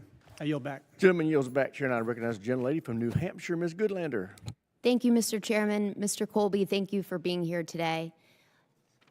Am I correct? I think you testified earlier that the department is committed to a $1.5 trillion budget this fiscal year? That's, I'm not exactly sure what the parameters are, ma'am, but we're advocating for a $1.5 trillion budget under the President's direction. Mr. Colby, we cannot do our job without your budget. Your budget was due the first Monday in February. Here we are in March. When can we expect your budget? Ma'am, let me get an answer for you promptly. We look forward to that answer. You're asking for a 50% increase over the FY26 request. Can you give us any sense of where this plus-up is going to be dedicated to within the department? Ma'am, I wouldn't want to get ahead of the department in terms of the specifics, but I think the conversation we've had here today illuminates a lot of the issues. We all know, as the President indicated, we've got plentiful munitions supplies, and the last administration worked on this as well. But we know we need to, we can work harder on that and get more productive. So I think that's munitions is going to be a big part of it. Obviously, there's a lot of platforms, some of the personnel issues that were just discussed. Mr. Chairman, I'd like to submit to the record 2 articles from the Washington Post dated August 12th, 2025 and October 30th, 2025, if I may. Thank you. Mr. Colby, these articles detail a plan that you were a part of crafting to send more than 23,000 troops to all 50 states as part of a domestic civil disturbance quick reaction force. Are these reports accurate? Ma'am, I'd have to get back to you with an answer. You can't tell us now whether you were a part of this planning or this exists at all? Ma'am, I just want to make sure I give you accurate answers, and we'll get back to you as soon as possible on the specifics. I look forward to that. Are American cities, our communities in this country, an appropriate training ground for our military? I mean, I think we have training grounds, if you're using the term, ma'am, literally, throughout the United States. But, I mean, I think the U.S. forces can be deployed in the country for lawful purposes, and they would be. I wouldn't probably characterize them as training grounds myself. But you wouldn't. Well, what do you think the President meant when he said on September 30th, 2025, that, quote, we should use American cities as, quote, training grounds for our military National Guard? I wouldn't speak for the President. I mean, that's his words speak for themselves, and we follow his instructions, ma'am. Are you concerned about National Guard deployments to American cities as part of some training exercise? Well, ma'am, I think the main purpose, as I understand it, for those is lawfully pursuing, presidential and other authorities to ensure, law and order and other kinds of, or support to law and order, I should say, which are important parts of traditional American. But obviously, the use of the American military, it's been done in the past. We're very careful in how we give advice in the Department of War and make sure that it's lawful. Mr. Colby, when Secretary Hegseth was here in June, I asked him a very simple question that has one answer and one answer only. I asked him whether the department would abide by a decision of the Supreme Court. Can you make a commitment that if the department is asked to comply with a Supreme Court decision, you will do so? Well, as I said to Senator Slotkin, we all, commit to the Constitution and so forth, and whatever the appropriate lawful response to a Supreme Court decision is, certainly I will commit to follow it. Mr. Colby, concerns have been raised on a bipartisan basis in this hearing about your commitment to the truth. And I want to give you an opportunity to truthfully answer a very simple question, which is who won the 2020 presidential election? Ma'am, I'm not going to talk about that issue. It's not irrelevant to my responsibilities here, but I fully rebut any characterization that I'm not being truthful. Do you have any question about who won the 2020 presidential election? Ma'am, that's not my topic of responsibility here. I'm Mr. here Colby, to talk about the you defense swore an oath strategy. to our Constitution. I You did, are a ma'am. citizen. Yeah. You're a lawyer. I'm not a lawyer, actually, but yeah. Well, I went to law school. Okay. Well, in any event, you swore an oath to the I Constitution. did. Uh-huh. You will not answer this simple question. I'm not, under oath. ma'am, I'm not going to be drawn out on an issue of political contention. It's totally irrelevant to my testimony here. I'm here being very open with all of you, and I am being truthful, and I absolutely am being truthful. Well, it's very disappointing that you won't answer this basic question. With that, I yield back, Mr. Chairman. Gentleman yields back. Chair now recognizes the gentleman, Mr. Harrigan. Thank you, Mr. Chairman, and Secretary Colby, thanks for your testimony today. Really appreciate it. I would just like to say, I've been disposed in other meetings, but I've been watching C-SPAN here and watching your comments and watching some of the questions from the other side. And, the lack of commitment to the truth is something that continually is coming up from the other side. And I really take issue with that because I've heard many of my colleagues talk about how they don't know what the strategy is. The truth is that they have not read this document.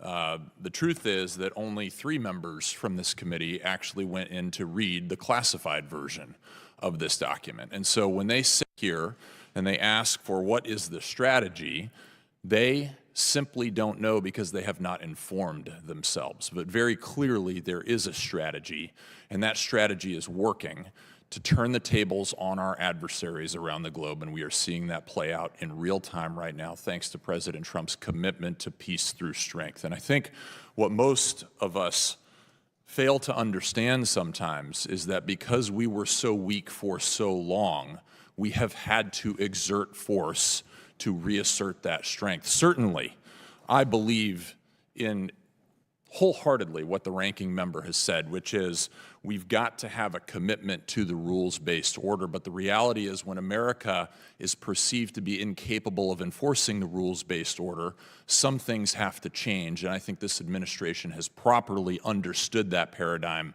and responded to it.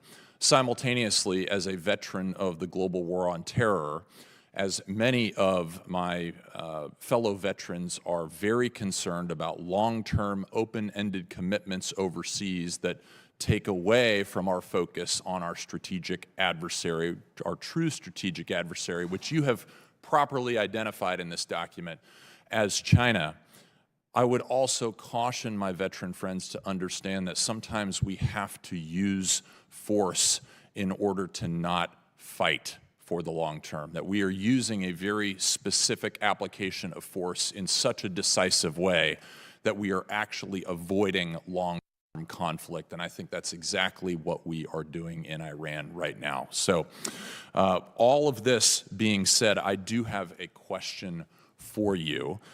Given the action that we are taking in Iran, and when we look at our strategic stocks, our magazine depth, you've talked about your 4th pillar, which is supercharging the defense industrial base.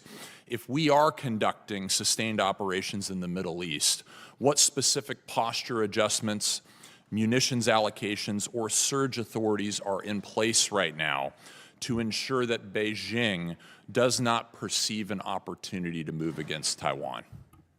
Thank you very much, Congressman. I appreciate your comments very much, and maybe just kind of go in reverse order.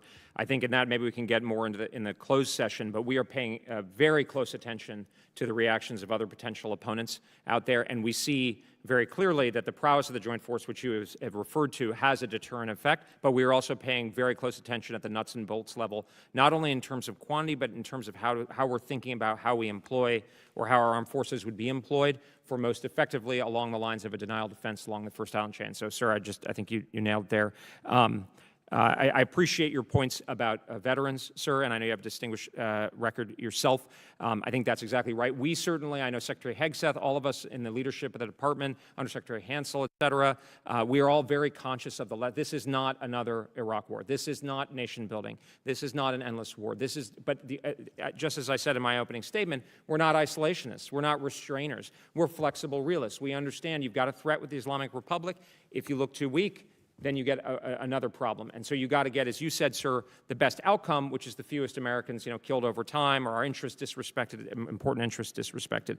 And sir, I appreciate your point about the truth. I take my commitment to the truth very seriously. To be a little humorous, I think if people who know me know that that is not one of my faults, being deceptive. I might be truthful almost to a fault.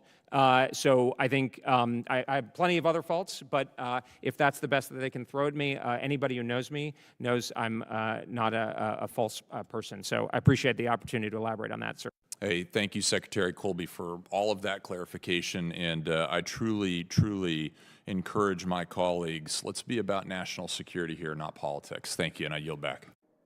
Gentleman yields back. That will bring a close to the open portion of today's hearing. I thank the Secretary for being here, and I think that he has heard some concerns about communication and has pledged to improve communication between his office and this committee, and I look forward to that. We all want the department to be successful, and the best way for us to help that along is by having open channels of communication with your office. So with that, this open session is adjourned. We will reconvene at 1 o'clock in 2212.